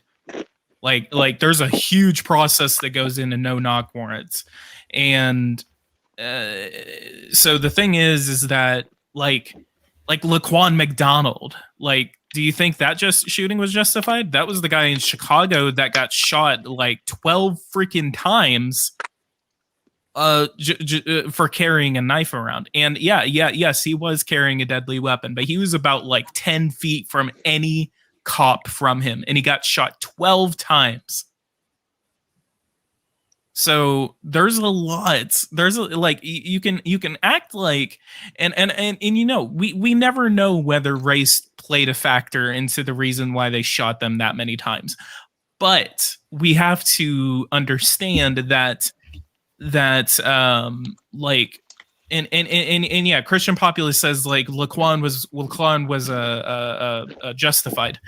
Yes, he did have a deadly weapon, but there's a huge difference between him and Ma'Khia Bryant, because Ma'Khia Bryant, that was justified because she was about to slice someone's neck open. Yeah, I would say that one is definitely justified. Yes, that is a justifiable shooting. Yeah, and, because I don't know much about the. Right. I don't know Go much ahead. about Is Luke it, yeah, isn't Campbell. that the one with I just? don't know much about him or her. Isn't But, that the one with Ma'Khia just the Bryant was knife definitely about to stab justified. someone? Or, Nothing to do with race. And that's why I think like Breonna Taylor, that was not justified. Laquan McDonald, that was semi-justified, but also not justified at all. You get like, you don't like once or twice, you know, that's enough bullets to stop someone, especially of Laquan's size. But shooting him 12 times, that is over the top. Philando Castile again, Walter Scott.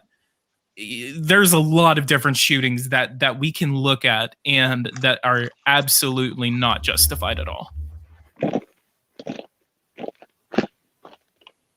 Rohan, like race did play an effect. They just shot her because she's black. I mean, you're saying that like just. I mean, I was just about to say something. Go ahead. Most of these shootings, I'm not even saying the police officers were racist. I'm just saying that police brutality exists, but not amongst race. And no, I was saying- we do need to. I think we do need to reform the police, but instead of defunding them, we need to give them more money so they can give them the proper training. Because if you don't know the difference between your taser and your gun, if you don't know, the difference between someone literally about to stab someone and the difference between someone being 10 feet away from you, and you can talk them out of doing their stabbing someone, but like you said, Mekhi Bryant, that was justified because she was at the neck. I don't know much about Lucan, but if it's what you're saying, she was 10 feet away, then the officer should have talked them out, tried to, attempted to, and if he got any closer, shot him. That would have been justified. The way Laquan McDonald played out is like it's on video. Like, so basically, the cops showed up. Laquan was in the middle of the street. It was a male, black male. And so whenever he was in the middle of the street, basically he was walking toward the cops. I think he was walking in a circle or something, but he kind of started moving toward the cops.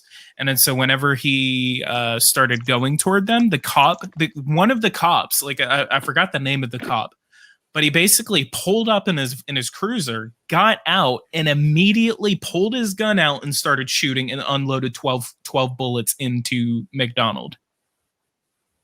Like not even 12 seconds later. It was basically the same time span of the Tamir Rice shooting. Tamir Rice is another one. I think the cops acted way too quickly on that one. And Tamir Rice for those. So there was a lady. She kicked a police officer. Okay, and the officer punched her not once, but twice when she was in handcuffs.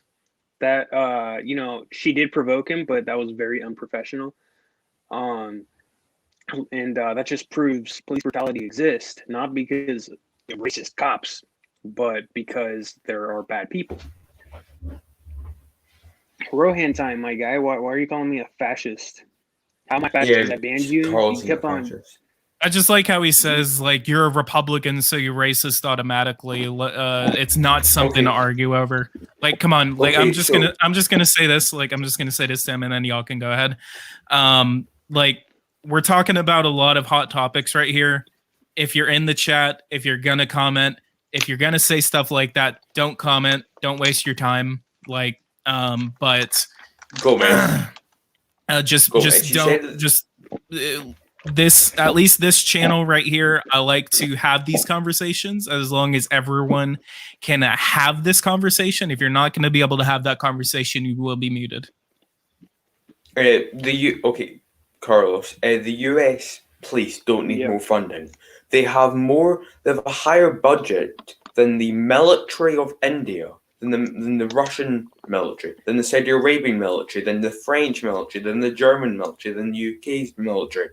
They don't need more funding. They just need to go to that funding to go to different places. But I think the question is, do we defund them or do we give them more money so they can put in the work? And if we give them more money, we can easily get them better training. They don't need more. They need to use the money they've got. They need to use the money they've got in different ways. 118 billion dollars is more than enough for our police force. So one of the things about it, and this is what I was trying to say a minute ago, and I finally got reminded of it, and also it's also going to kind of extend into this. So the question is it possible to remove human error in the police force, and why magnify the small errors that they happen to make? Aren't they human? And so what I really wanted to say earlier is basically, I think the issue with policing is that it's more of a power play than a race play. Like because as a police officer, you have so much power whenever you are dealing with someone, and not every single cop does this. Not every cop does this. There's like, you always, and I always feel like this is going to be one of those things where it's always a few bad apples, and the few bad apples are always going to have the most magnifying on them. But whenever it comes to policing, it's a power play. Because if you have the ability to throw someone in jail, because if you stop someone, you are legally supposed to stop. You have no choice but to interact with that police officer. And if you don't interact with that police officer, then you are therefore resisting. And some cops can abuse that power, and some cops have abused that power. And then they could either, throw you in jail, or they could shoot you 7 times in the back like they did to Walter Scott and Laquan McDonald. So that's one of the biggest things. And again, not every cop does that, but there are always the few amounts of cops that are going to kind of... Sorry, Alexander. Gomez sounds really loud. Really? Oh yeah, I can hear you eating. Rowan Times said that his 3 greatest enemies are all speaking at once. How delightful. I wish you would have told me that. So anyway, is it possible? So we're gonna go on to the question now. Is it possible to remove human error in a police force? No. No. But you also can't No way. remove human error with someone being arrested. People naturally want to run away or fight. It's like if the people are scared enough, they'll do that. Well, the thing is, there's, like he said, there's bad people, and no amount of money can fix that, to change them. And we can minimize by giving them more money, like I said. But someone asked me and Murdoch a question. What was it? It was... Or the Jacob Blake Christian shooting, populist, he said something. He said, Gomez and Murdoch, do you think the Jacob Blake shooting was justified? I have no clue. He shot 6 times. No. He shot 6 times. Well, no, just say I don't know. Well, anyway, Jacob Blake. I don't know. 6 times. I don't know, but I think 9 times out of 10, the police shootings are not justified. So 9 times out of 10. Well, the dude was reaching for a knife. But for him to be shot 6 times, he's still alive, by the way. He's not dead. But for him to be shot 6 times, I mean, why do you got to shoot that much? If he's down, he's down. But yeah, he was shot 6 times, still alive. Yeah, I can't believe he survived that. How? Like that. It's 6 guns. I know. But Hey, next time I'm eating like that, please tell me, because I thought no one could hear me. I understand that. I'll make sure to say something. Here, let's actually. This is a kind of a good question. What do you guys think fascism really means? It's quite okay to quote. Rowan Times think that fascism means cancelling someone or banning them. So he's not exactly an expert on it. So, it's not really an ideology not saying fascism is this, fascism is that, but there's general trends in fascist regimes and fascist governments and what fascists believe in. One is ultranationalism, the other one is an in-group and an out-group, usually through the form of nationalism, but can go through other ways, like with, you can see it with Nazi Germany, with having the in-group being the Aryan race or whatever, and the out-group being everyone who isn't Aryan, but a specific focus on Jewish people. You also see these are strong military, more economically populist views, and a very socially right-wing nation. See, that's the thing is I feel like I don't really fascism. think the color matters, to be honest. You what?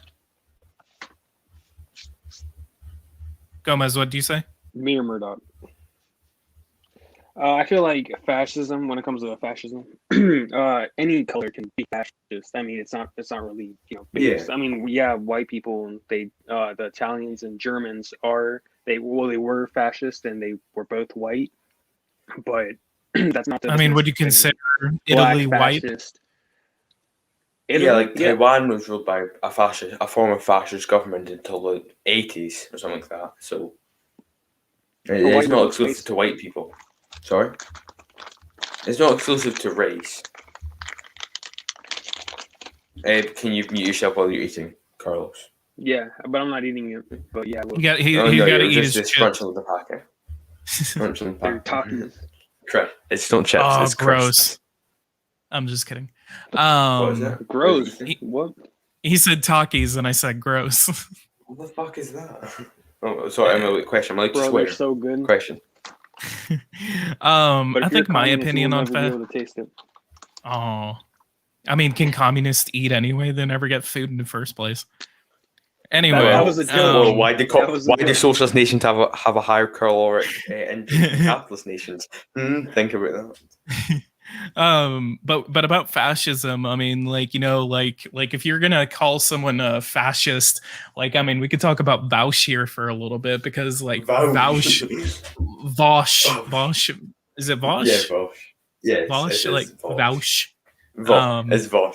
I think it was Nigel Farage that said Vaush or something like that. Vaush. I mean, he's British. British. But like Vaush, for Mrs. example, I mean, he basically like calls anyone that he disagrees with like a fascist. Like, I mean, he had a debate with Red Eagle Politics on another channel. I could send y'all the I link. saw 5 minutes of that. I saw 5 minutes of that, but Like he had a debate with Red Eagle Politics, Hunter Avalone, and it was an America Firster, like Blacks for Trump head. that guy. Yeah, and Brandon Tatum. yeah. Yeah. So it was a debate between the four of them, and so, you know, Vaush is basically sitting there saying, like, you know, like, oh, like, you know, like, you're basically a fascist just because, you know, you think this, and this.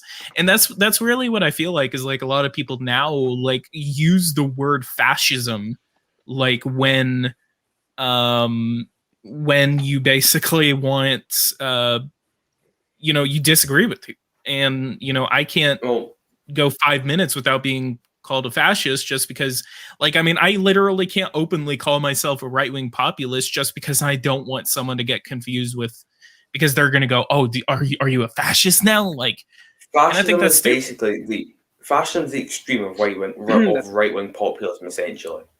Like, some people I'll call a fascist, some people I don't. Like, I wouldn't call Carlos a fascist, but I would call someone like DC Perspective a fascist. Like, from what I see of them. Like, Well, the thing is, so Rohan time, he says that I'm a fascist because I ban people based on their opinion. Literally, you are a communist, and I haven't banned you yet. Explain that. He's not a communist. He's a liberal. Please explain that right now. He's not a communist. He's a liberal. No, I'm talking about you. I know. Me? So he's I'd ban less people. than you. Right. You ban people? No, maybe not based on their political opinions, but I'll do it if they were like spamming me or whatever. Like, oh yeah, and that's what I do, because he calls me a fascist for no reason. I mean, I haven't given him a reason to call me a fascist, because I'm not a fascist. Actually, I call out fascism a lot. He made about 5 alt accounts or something saying go spamming Carlos's page right, saying Carlos Gomez is a Gomez, fascist. tell me when you're reading this. Yes, I'm reading this. What's up? I mean, we should. I mean, Gomez. I mean, if you want Rowan on our podcast, I mean, like that'd be a good that'd be a good content maker. Matter of fact, please no. No, Murdoch. This is good content for us. Rohan, join in. No, I need to go. I'll stay, but I should probably sleep right now. Let me Tetram John, no, get Tetram on. Oh, come on. How do I get Tetram's way better. No. Oh yeah, maybe Tetram Tetram would be a good one. Tetram's better though. Like, Tetram's like Irish, so instantly better than Tetram is Irish. Okay, so I actually kind of got confused between you and Tetram. Wait. Yeah. Settings. How do I save? Do you Yeah, have no, his? Tetram Do you have his? wasn't Tetram on your show before? Yeah, he was. Yeah, he was. Hey, Tetrim, Murdoch. I'm not How- talking how are you about. sleeping? How are you Hang on. sleeping if you're typing? Yeah, no, but Rohan type no. Okay, no, get Rohan. So he's not going to join in. Of course he isn't. Not right now. Of course he isn't. Who isn't going to Oh, join? that's not Rowan. Okay, never mind. Rohan time. Can you invite him to a politics gaming thing? I don't even know what it is, but I'm not. Isn't it Internet Cancer Cell on Discord? Do you have politics gaming? Don't mean Yeah. to send it, whatever. On Discord? Yeah, Rohan time. I'm going to let you join in. Yeah. So, Murdoch, can you invite gaming into a Discord and share the link to Rohan Time's thing so he can send the I think I'm sending him right now. StreamYard to the thing? Discord just loaded. The Discord is loaded. I'll be able to send it. Is Rohan Just trying to copy send it. us something real quick? No, he's going to join in and explain how we are fascist. Oh, okay. Yeah. I've been called a raid fascist let him before, in. so like. As long Let him in, as because us doing this, as long as what? as long as he doesn't say anything that's gonna get me banned, like Have the kick button out, like have the kick button ready. I don't think he'll do it, but like as long as No, but okay, buddy, sure. my Discord isn't loading, so. I mean, there's a Discord. Well, I mean, that's to my public Discord.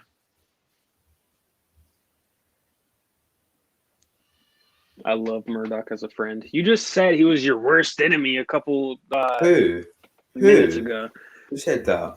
Rohan time. He said I'm He is sorry, not- fuck him. politics gaming. I Rohan, just hate when I Rohan. see that my worst three. He said that. I promise he did.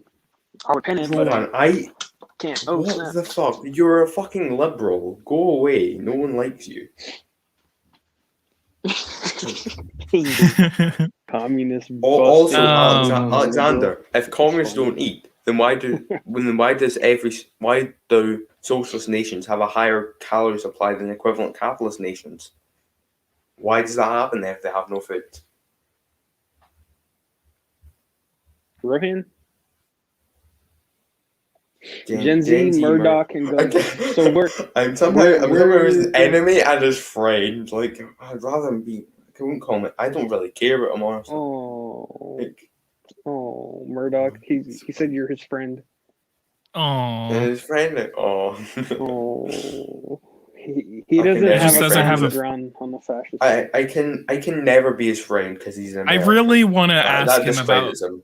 I really want to ask him about like what he thinks fascism is, because that's where I'm. I know. I debated him once before on whether Carlos is a fascist.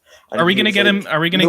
get? Is someone gonna send a link over to him? Like, No, I tried to, but my Discord, the internet's fucked. Oh, I've got it. Okay, wait a second.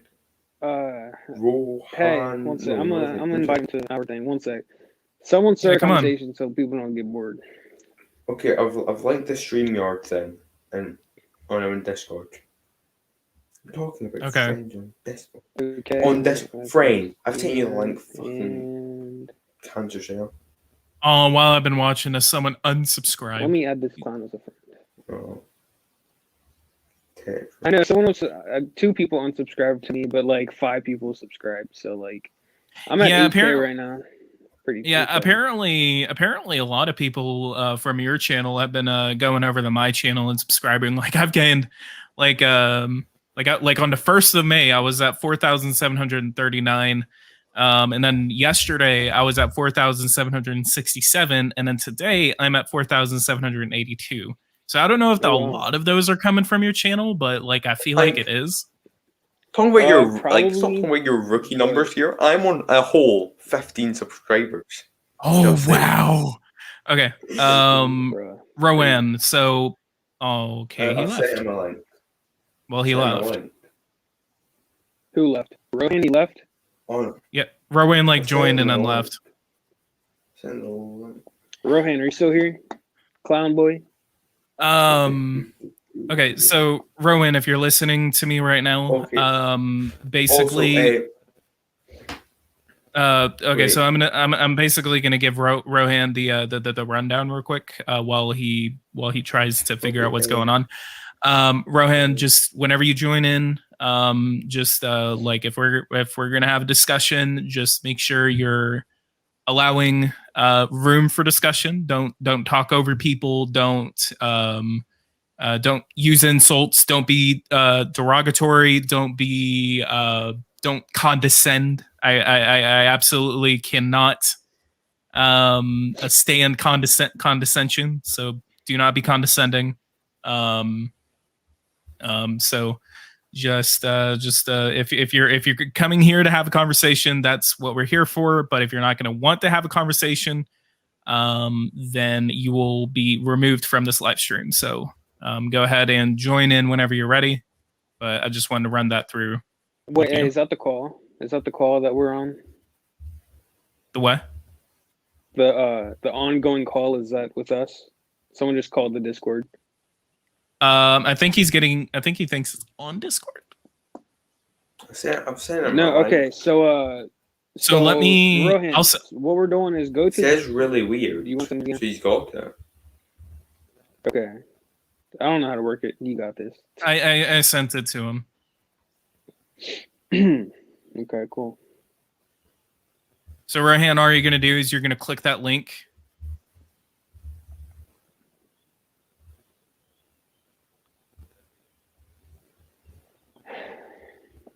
Rohan, all you're gonna do is that you're gonna click that link. And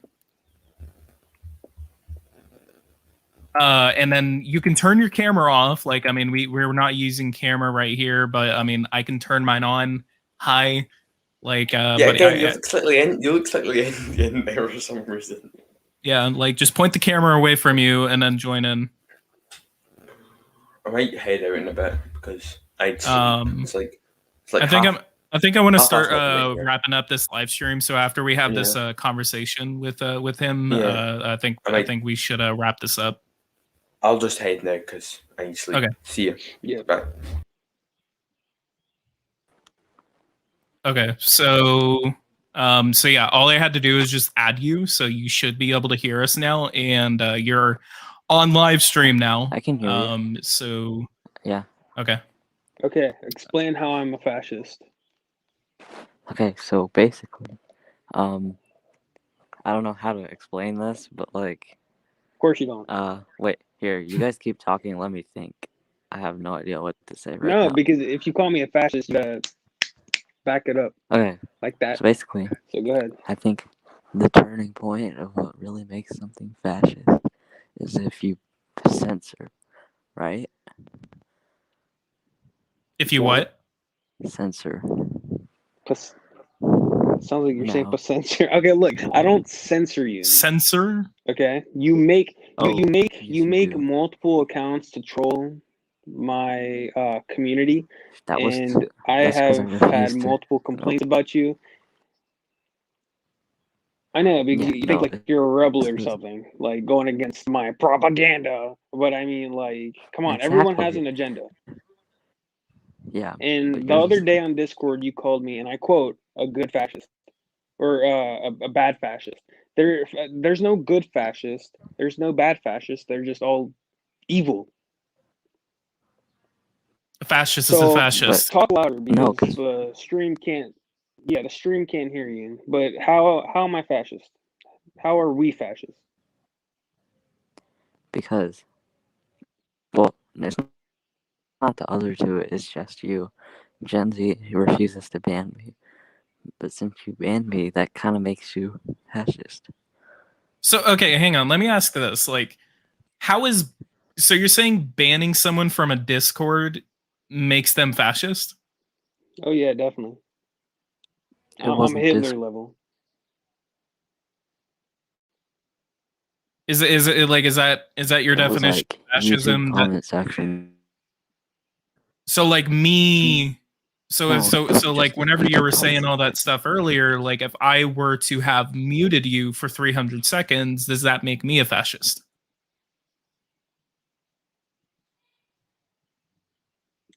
Come on, man. You're embarrassing me. I don't know how, but you are. Just let him think.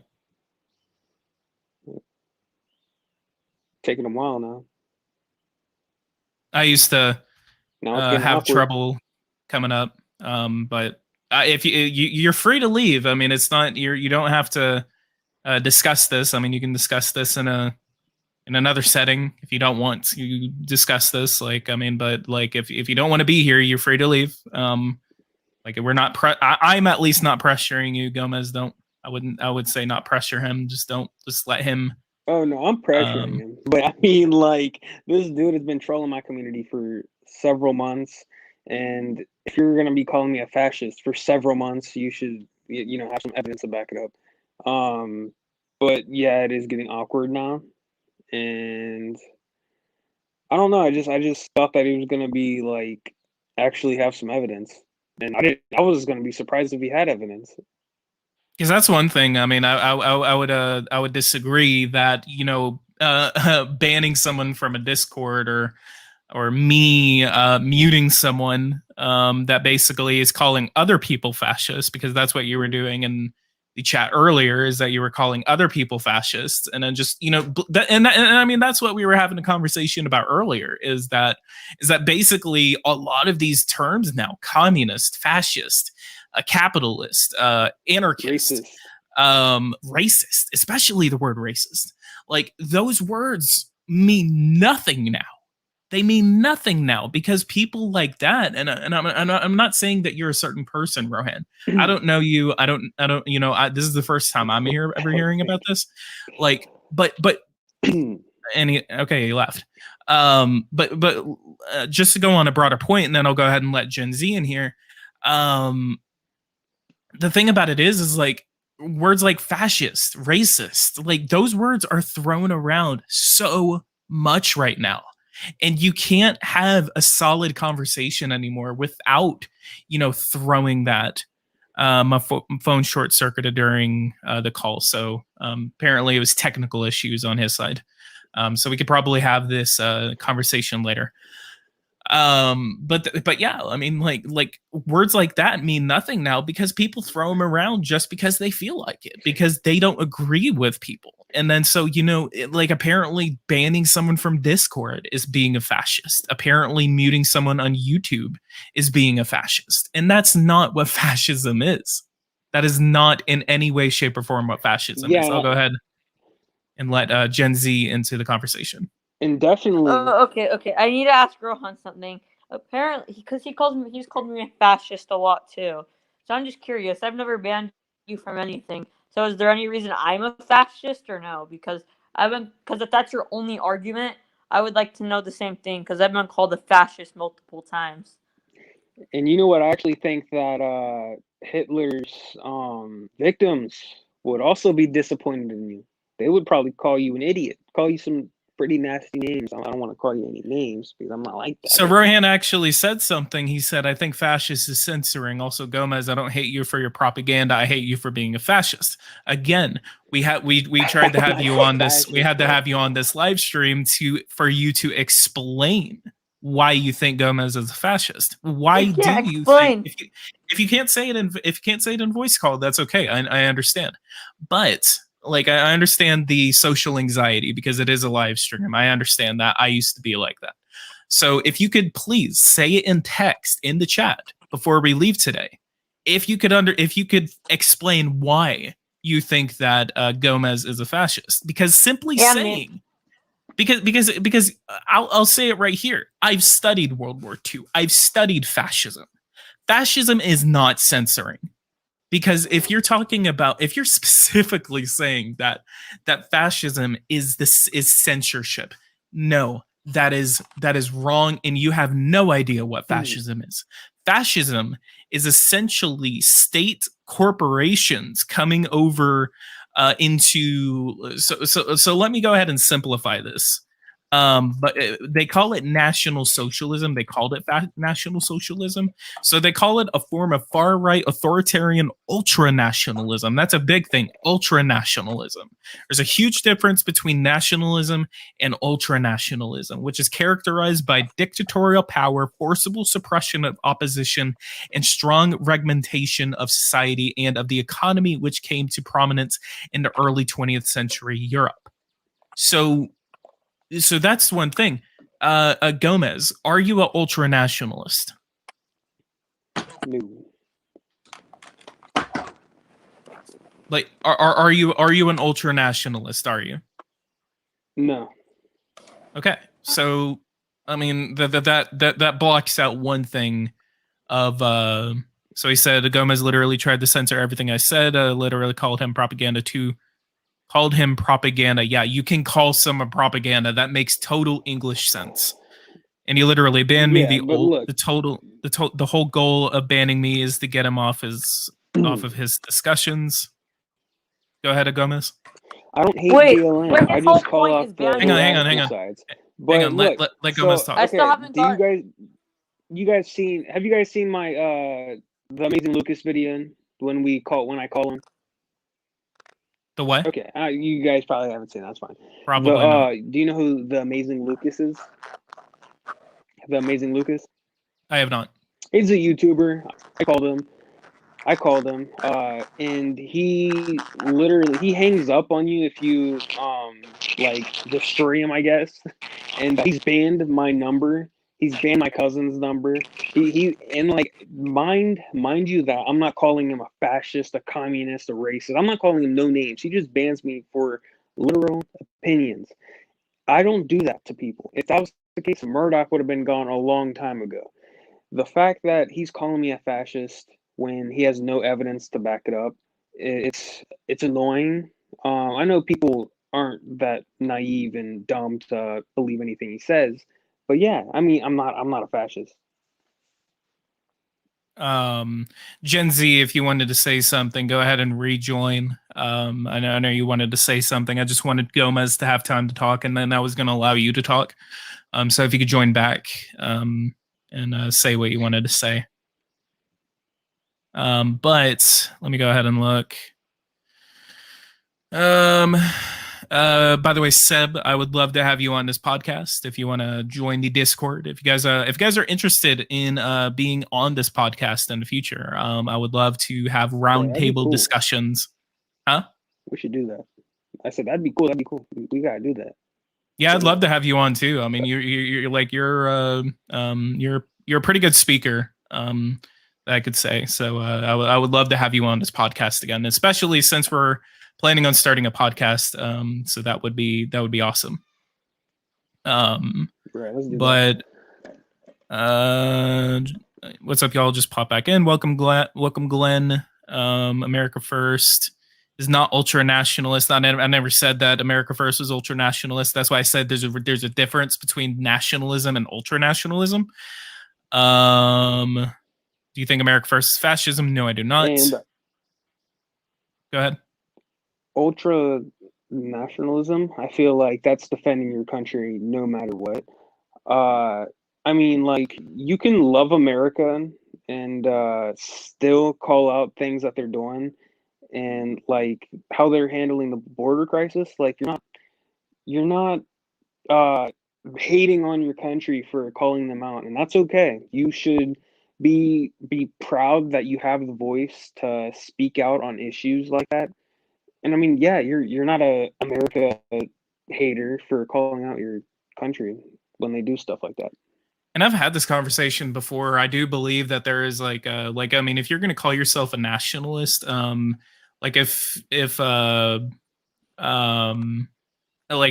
going to call yourself a nationalist, it really depends on where you're coming from and the reason why you call yourself a nationalist. I mean, I think me and Red, White, and Ben, America First Politics, we had this conversation before on a podcast about 1 or 2 months ago. Basically, if you're a European nationalist, European nationalism is way more based on race understand American nationalism, because American nationalism like doesn't care about race. It basically does not care about race. It's American nationalism has always basically been America first. Like that's the best way to describe it, is that you're basically America firsting your way into it. Rohan, I'm gonna go now. It was nice to talk to you. Thank you for joining in on the live stream. If you want to have a discussion another time, I would love to have you. But other than that, thank you. But Gen Z, I think you were gonna say something. Yeah, I just wanted to tell Rowan the definition of fascism. So fascism means a government system led by a dictator having a complete power, forcibly suppressing opposition and criticism. Regrettably, all industries, commerce, etc. So basically, what fascism is having a dictator and having people ahead of you and the government being in control of your life. So I don't understand how that has anything to do with censoring people. I mean, I read that conversation. I read that earlier. I think that, I mean, you don't necessarily have to have a dictator to be fascist. I mean, you could be fascist and still get in. You could still be in a democracy and be fascist. I mean, I believe that the United Kingdom has an ultranationalist fascist party in there, and in some ways, it's the right. I'm thinking of the party in Germany. It's that far right off Deutschland party. I can't remember the name, but that's like a more of a right wing, far nationalist type of party. And that's the weird thing, is that in Europe, nationalism has always been about race, except in America. I mean, that we basically get Donald Trump. That's what That's what nationalism is. We also got people like. No, I said fascism. I sent Grohan the definition of fascism. Gomez, why are you such a fascist? I don't know. I mean, he's already explained 10 times that he's not a fascist. I know. Why do people keep on spelling my name with an S? It's crazy. I'm like, bro, chill out.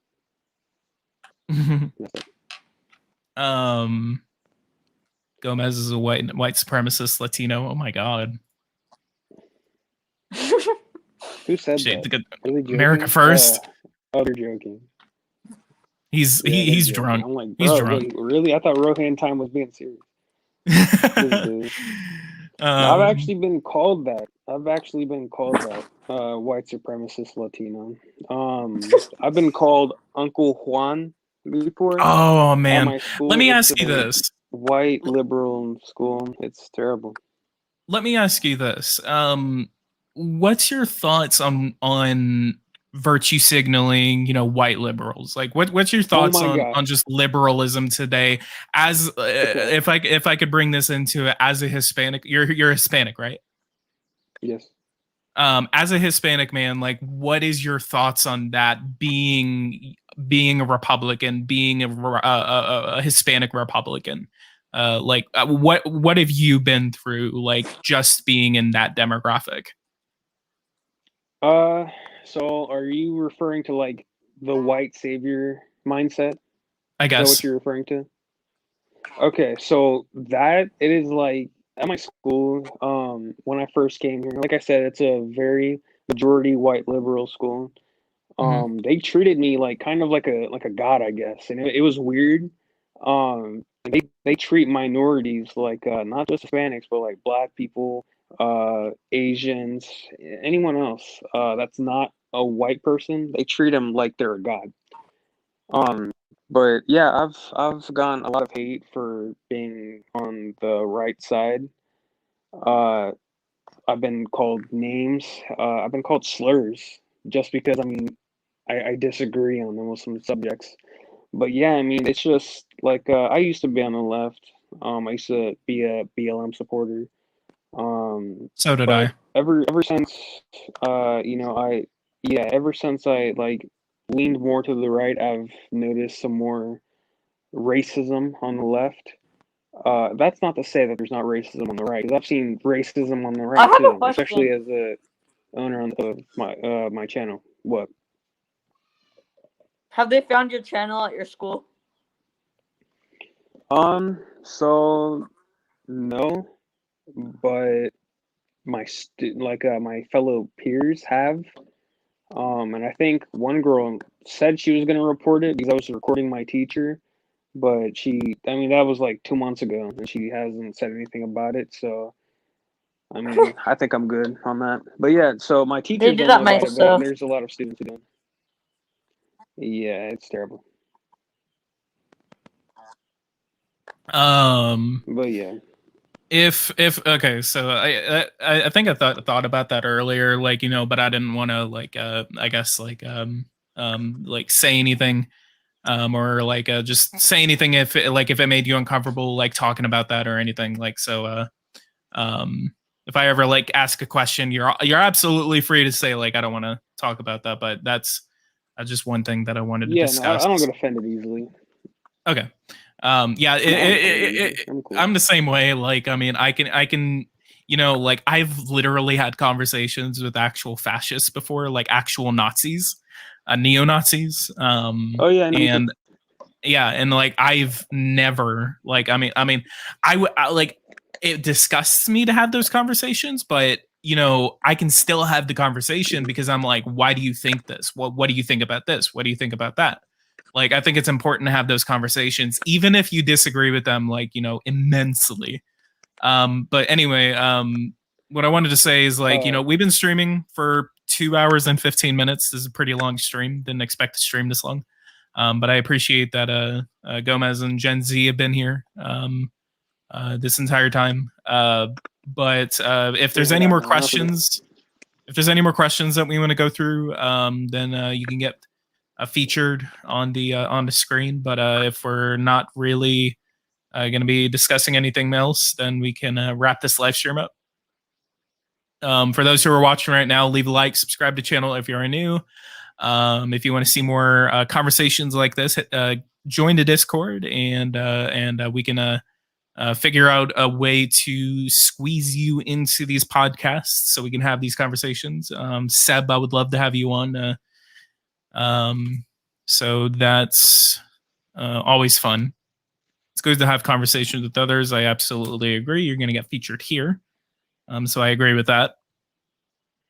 It's always great to have conversations, even if you disagree, because especially with 2020, with the way 2020 has taken us all, I personally have lost several friends just because of the way I thought, the way that I felt about certain things. You know, I mean, like, just because I didn't really think Black Lives Matter, the organization itself, I disagreed with them on a policy note, not on a moral level, but on a policy level.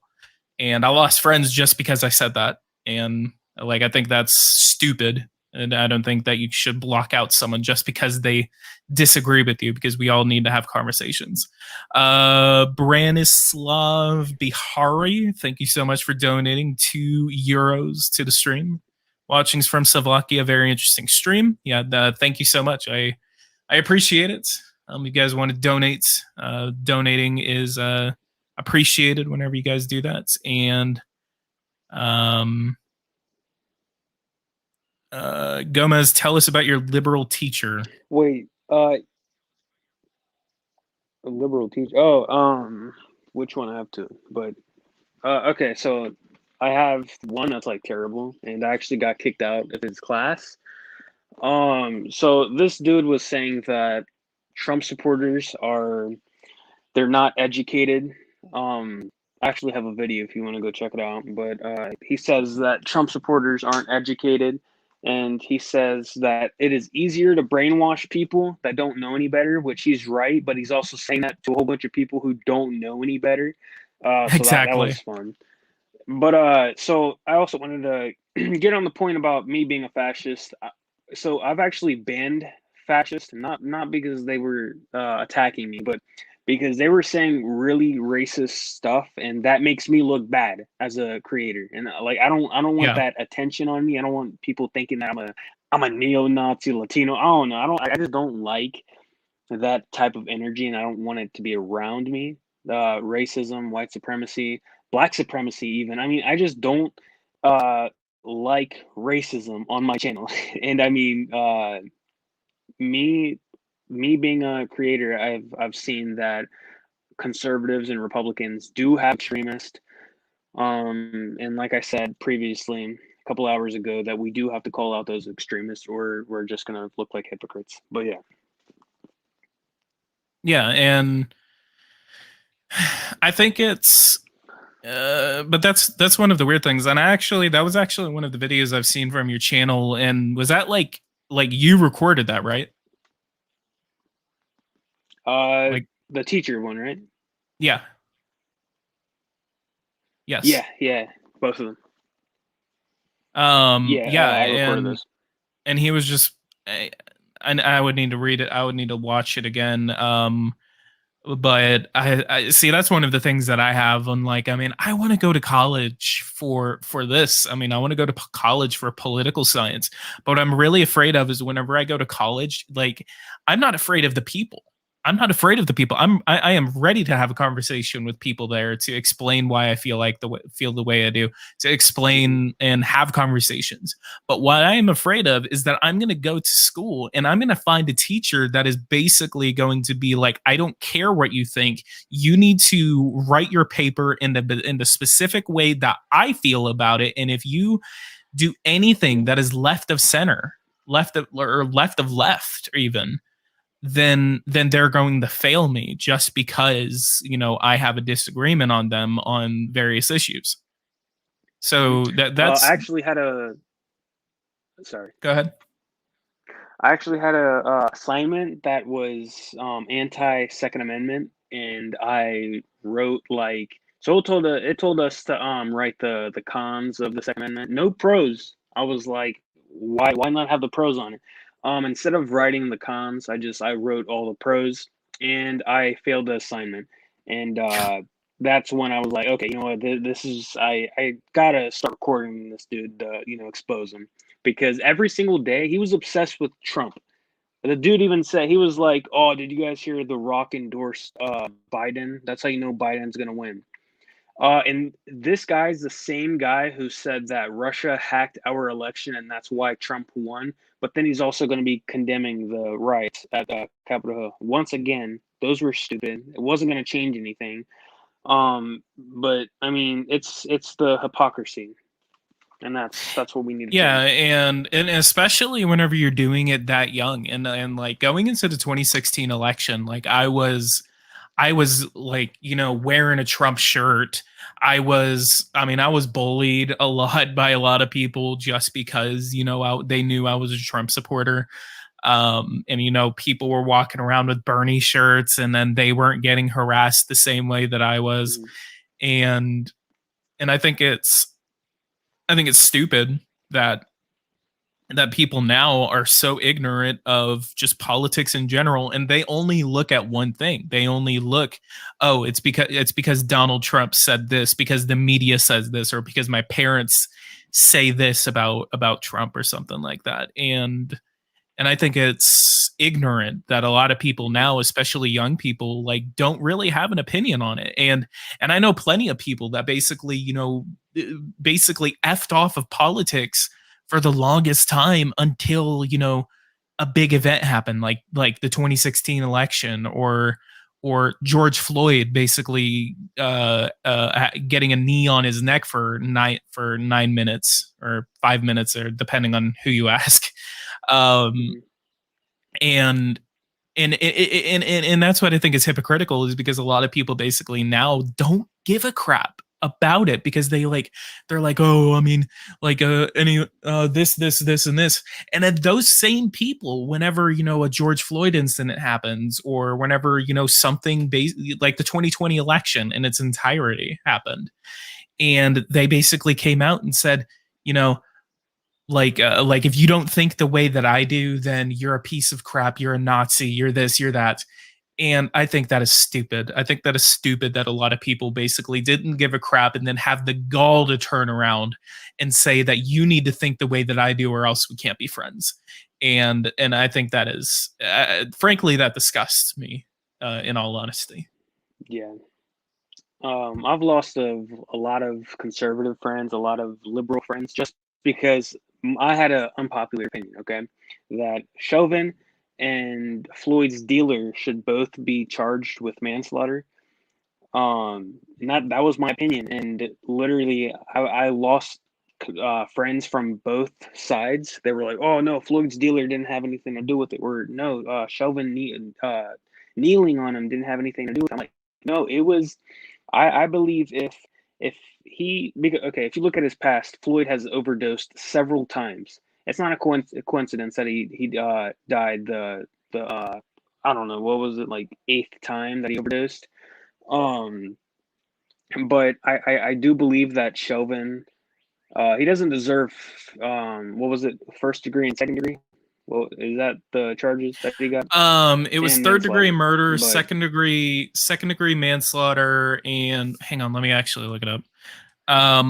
See, I at least I actually agree with you. I actually agree that he should have at least been charged with manslaughter because he ignorant. He was ignorant. Like, he was stupid. That he shouldn't have had his knee on his neck for that long.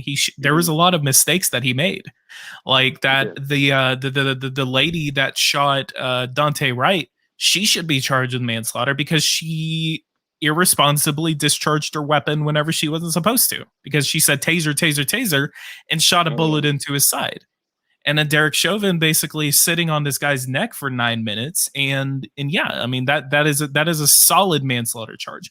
What I don't like is that I hate the fact that they basically this was a case of court of public opinion, that the public opinion that people like Maxine Waters, a representative of the United States House of Representatives, comes out and says, and she's the one that's supposed to be the checker of the judiciary branch. And she says, if we don't get the verdict that we want, we will get confrontational. We will be in the streets. We will do this. We will do that. And I think that is disgusting to have. And I absolutely love what the judge said. And he said that could be grounds for an appeal because that can decide a case. Because if those people decided, we're not going to charge him with murder, or we're not going to charge him with the other charge, but we're going to charge him with manslaughter. So the charges that he got hit with was second degree unintentional murder, third degree murder, which I think both of those kind of cancel each other out. So it doesn't make sense to charge someone with second degree unintentional murder and third degree murder, because third degree murder, for those who don't know, so third degree murder is essentially may include felony murder regardless of an underlying felony murder. Hang on, I'm trying to figure out a solid definition for it. If you look at Chauvin's past, you can see that he has multiple complaints of multiple races. So I don't think he's a racist, but he's a bad cop. He should be fired, which obviously he was fired a long time ago. But even Brandon Tatum said that. And I lost subscribers because I thought that. But I mean, I don't care. It's whatever. But what were you saying? So in the state of Minnesota, since we're talking about George Floyd, in the state of Minnesota, this is Minnesota statute section 609.195 is the statute that I am discussing. The definition of third degree murder is the unintentional killing of another through an imminently dangerous act committed with a depraved mind and without regard for human life. Also includes causing another's drug-related death by selling, delivering, or administering a Schedule 1 or 2 controlled substance.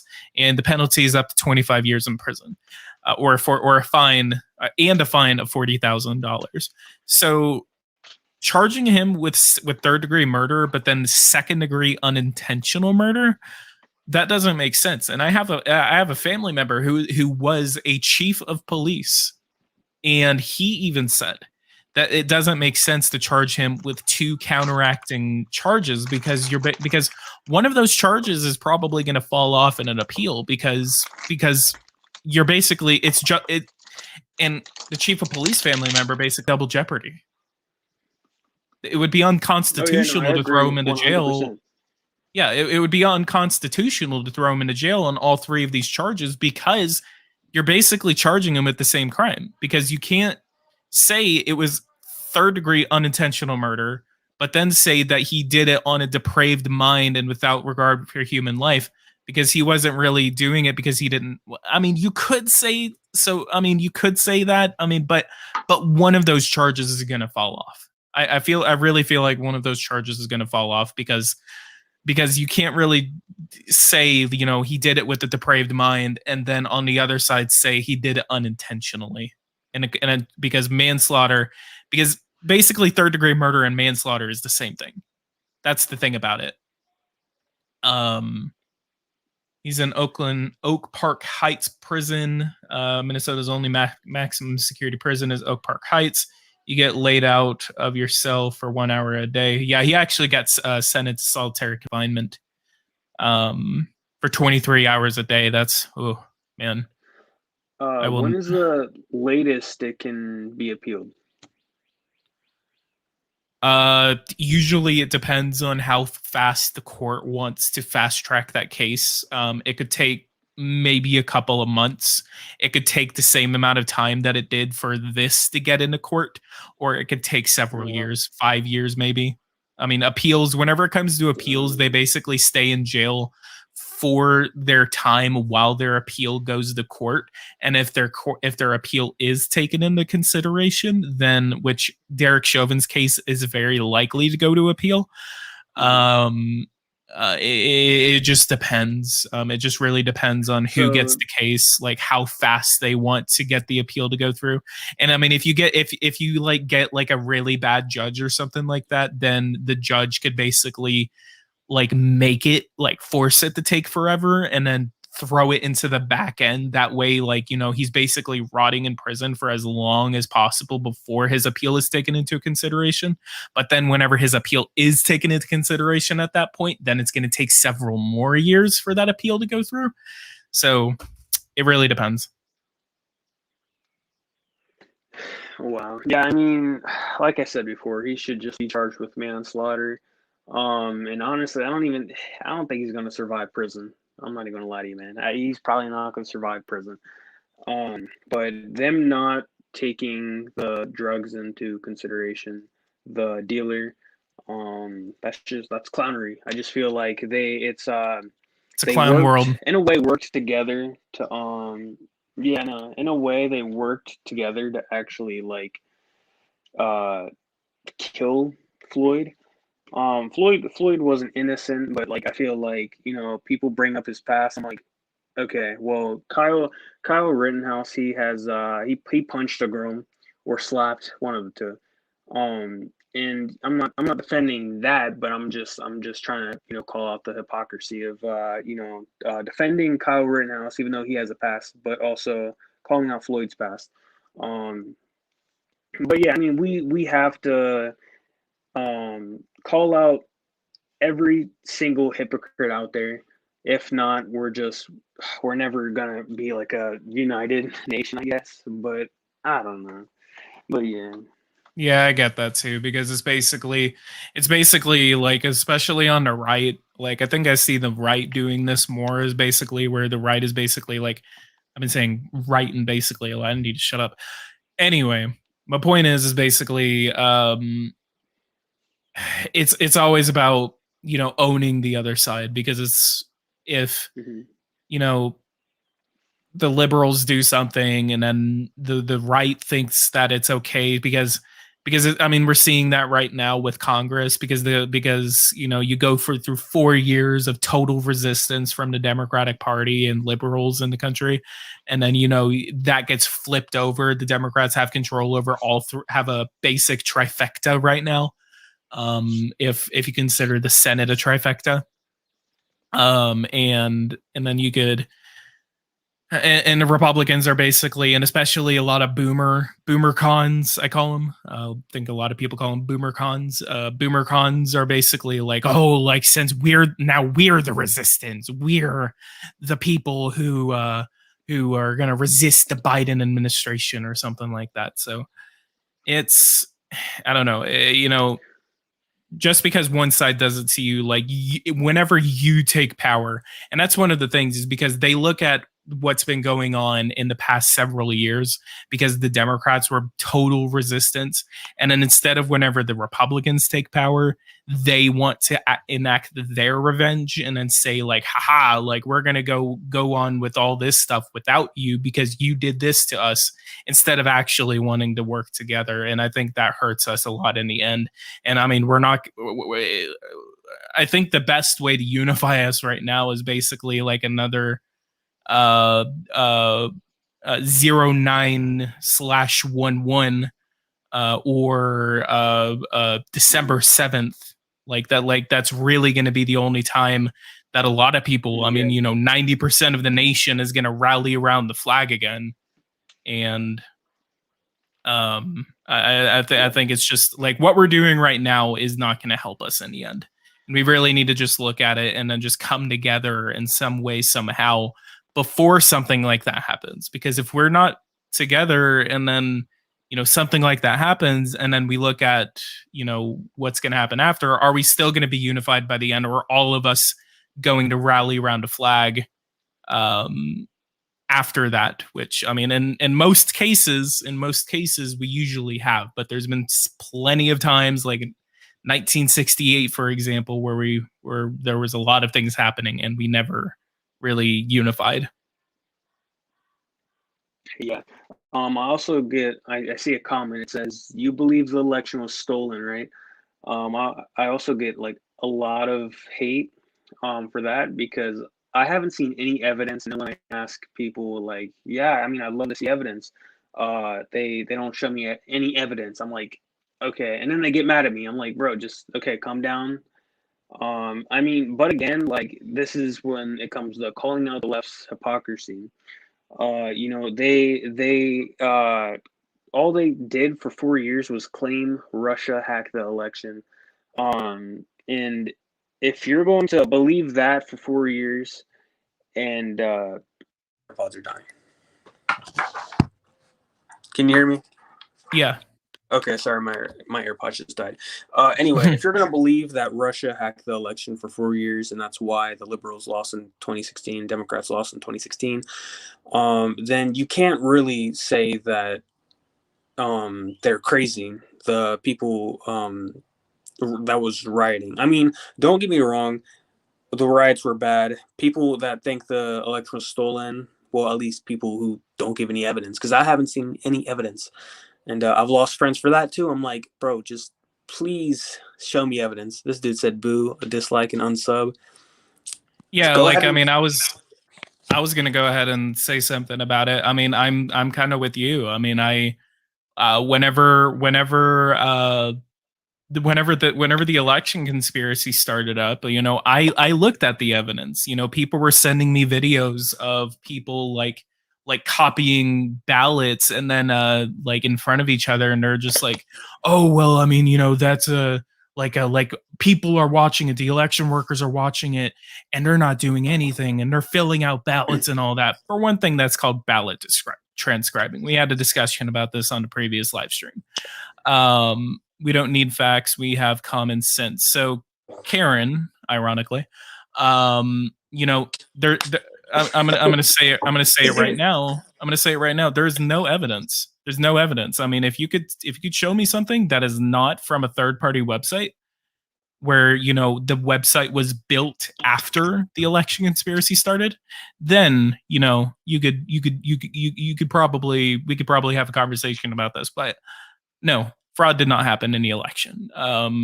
Fraud happens in every election, and I actually somewhat support the Republican efforts to try to make elections more secure. The Georgia voting law isn't the worst thing in the world. It is not Jim Crow 2.0. But I actually kind of agree with you too. Where basically, I think it's hypocritical that a lot of people said like we're convinced that the Russians hacked our election, and then the next election that we have is the most secure that we've ever had. Right. Yeah. I think that's stupid. To kind of like have a double standard and then say you're a right-wing conspiracy theorist. Well, apparently like most of the left were right-wing conspiracy theorists 4 years ago whenever they were saying, and I mean they even impeached the guy over ties. Well, actually they didn't even impeach him over it. They impeached him over Ukraine, not Russia. So that argument was always a fallacy. But then we have another election, and then we say like and maybe this was all a 4chan conspiracy where basically we all looked at it and said, oh well, they said Russia hacked the election, and then we're going to say that there was fraud and then try to overturn the results of the election. And I think in 2016 there was more of an effort to overturn the election that actually ended up in the Electoral College than there was in 2020. Because, I mean, did you see, more electors in the Electoral College defected from the Democratic Party than from the Republican Party. And that was a concerted effort by the Electoral College to overturn the results of the election. And they failed at it. But Trump lost 2 electoral votes in Texas. And then Hillary Clinton lost 5, I believe 4 in the state of Washington and 1 in the state of Hawaii. So, like, I think they block sources they disagree with. Well, again, your argument is invalid. You have no proof. Whatever proof that you're looking at, that you say that the election was stolen from you in 2020. The thing about it is, Trump lost the election himself. Like, I voted for him twice. I voted for the guy twice. But I can admit that the guy lost it for himself. If you absolutely think that the first presidential debate was like a success for Donald Trump, you are lying to yourself. That debate, the first debate in 2020, that was a shit show. Honestly, dude, he should have just like let the dude wreck himself. That's what he should have done. But okay, yeah. Look, so Karen Lyndon Johnson, that seems like a fake name. I think you're trolling. Anyways, so you say that we're traitors, but you don't show us evidence, and that's again my point. People, I'm like, okay, show me evidence. I'm not disregarding anything, but I'm also not accepting the fact that just because you're saying it, because we can't just say just because Karen says it, then that means that fraud really did happen. No, that's not how things work. Like, we require evidence, and there's no evidence. Right, that's what I'm saying. And like, if you guys show me evidence that the election was stolen, then I will definitely, whatever. If I see that it was enough, then sure, yeah, go show me evidence, and I'll agree with you. But if you're just saying I'm a traitor, or we're traitors because we want evidence, then I mean you're not a Republican, you're not a conservative, you're just a nutcase. Sorry. Well, yeah, I assume she's trolling now. Yeah. Facts don't care about your feelings because I only watch Ben Shapiro. I'm usually not like this. I absolutely think, but if you're not gonna if you're basically saying it's what I say or the highway. Like, that's not how discourse works, because again, I mean, we had a conversation about this earlier. I mean, that's one of the problems that we have in this modern society, is that we don't know how to have discourse anymore. And, the way that me and you are talking right now, I mean, this is, I believe, how discourse works. I mean, we listen to each other, we talk to each other, and we allow, and I mean, Caitlin Bennett, okay. She's Caitlin Bennett is the smartest person in the world. Okay, so I hate Hunter Avalon. The dude is so annoying, but she edited clips of Hunter Avalon. And do you know Patrick Jewell or whatever the dude's name is? Patrick Jewell, I do not. Okay, so he's a black conservative Trump supporter, quote unquote conservative. Just to say, like, once we're done with this conversation, I want to go ahead and sign this live stream off. Okay, cool, that's fine. But anyway, so this dude, he's like, it's embarrassing to even identify with the conservative movement because of people like him. And that's why I don't identify as a conservative, because clowns like that. But so he said that he would rather hire two people, Juan and Carlos. There's a video of it. Rather than, I think it was Daquan and someone else. It was a stereotypical black name. And I was like, that's such a dumb thing to say. Like, I mean, I don't know how to explain it, but like, I don't know. He shouldn't be saying stuff like that, making conservatives look bad. I think that's stupid, where basically people are just like, well, I was a conservative before, and then they use that as their argument. Because Hunter Avalon, Let's Talk Elections is another big example. I think it's stupid to just basically say like, oh, well, I'm a Republican, and then if it walks like a duck, if it talks like a duck, I mean, you're everything but a Republican. And just because, and I mean, I think Maryland, for example, I mean, they have a Republican governor, and I think that like a Larry Hogan Republican is completely different from the national Republican base.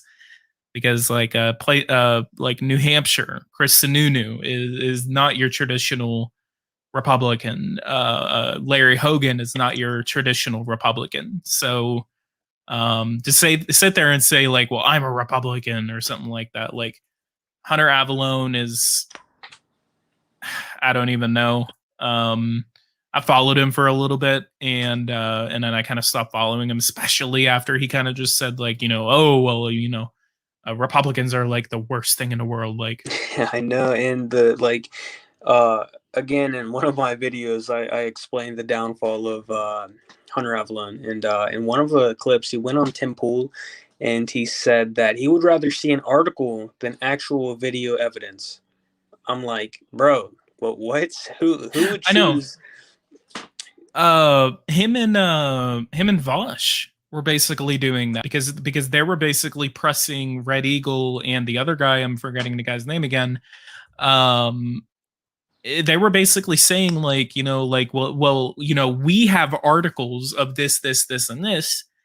And then they were basically disregarding the arguments that they had, especially the Blacks for Trump guy. What's his name again? Brandon Tatum, I want to say. Brandon Tatum. Yeah. He was basically saying like, Brandon Tatum was basically saying, I as a black man, I as this, I as that. And they were like, well, you're going off of your own personal experiences. Like, where's your proof? Where's your polls? Where's your this? Where's your that? And I think it's stupid that you ban people that disagree. Okay. Johnny Applesauce, Jesus Christ. But yeah, like, I mean, it's basically like, I think it's like because polls aren't everything. Like, just because you find a poll that agrees with you doesn't mean, for one, doesn't mean that it's right, and then two, doesn't mean like that ends the argument then and there, because they're basically says like, well, this poll disagrees with you because the Huffington Post says it, or Vox says it. Like, Vosh actually was using Vosh. Vosh was using Vox as a source. Oh my gosh. So Vox. I mean, yeah, like I think it's stupid that you're basically just like, oh well, like this poll disagrees with you, therefore your argument is wrong. No, that's not. Again, that is not how discourse works. Right. Like I think that there should be more a room for conversation instead of basically saying like oh well, I mean the pools say everything is right because I'm only gonna look at the pools that say that I'm right, because you're obviously gonna ignore the polls that say that you're wrong.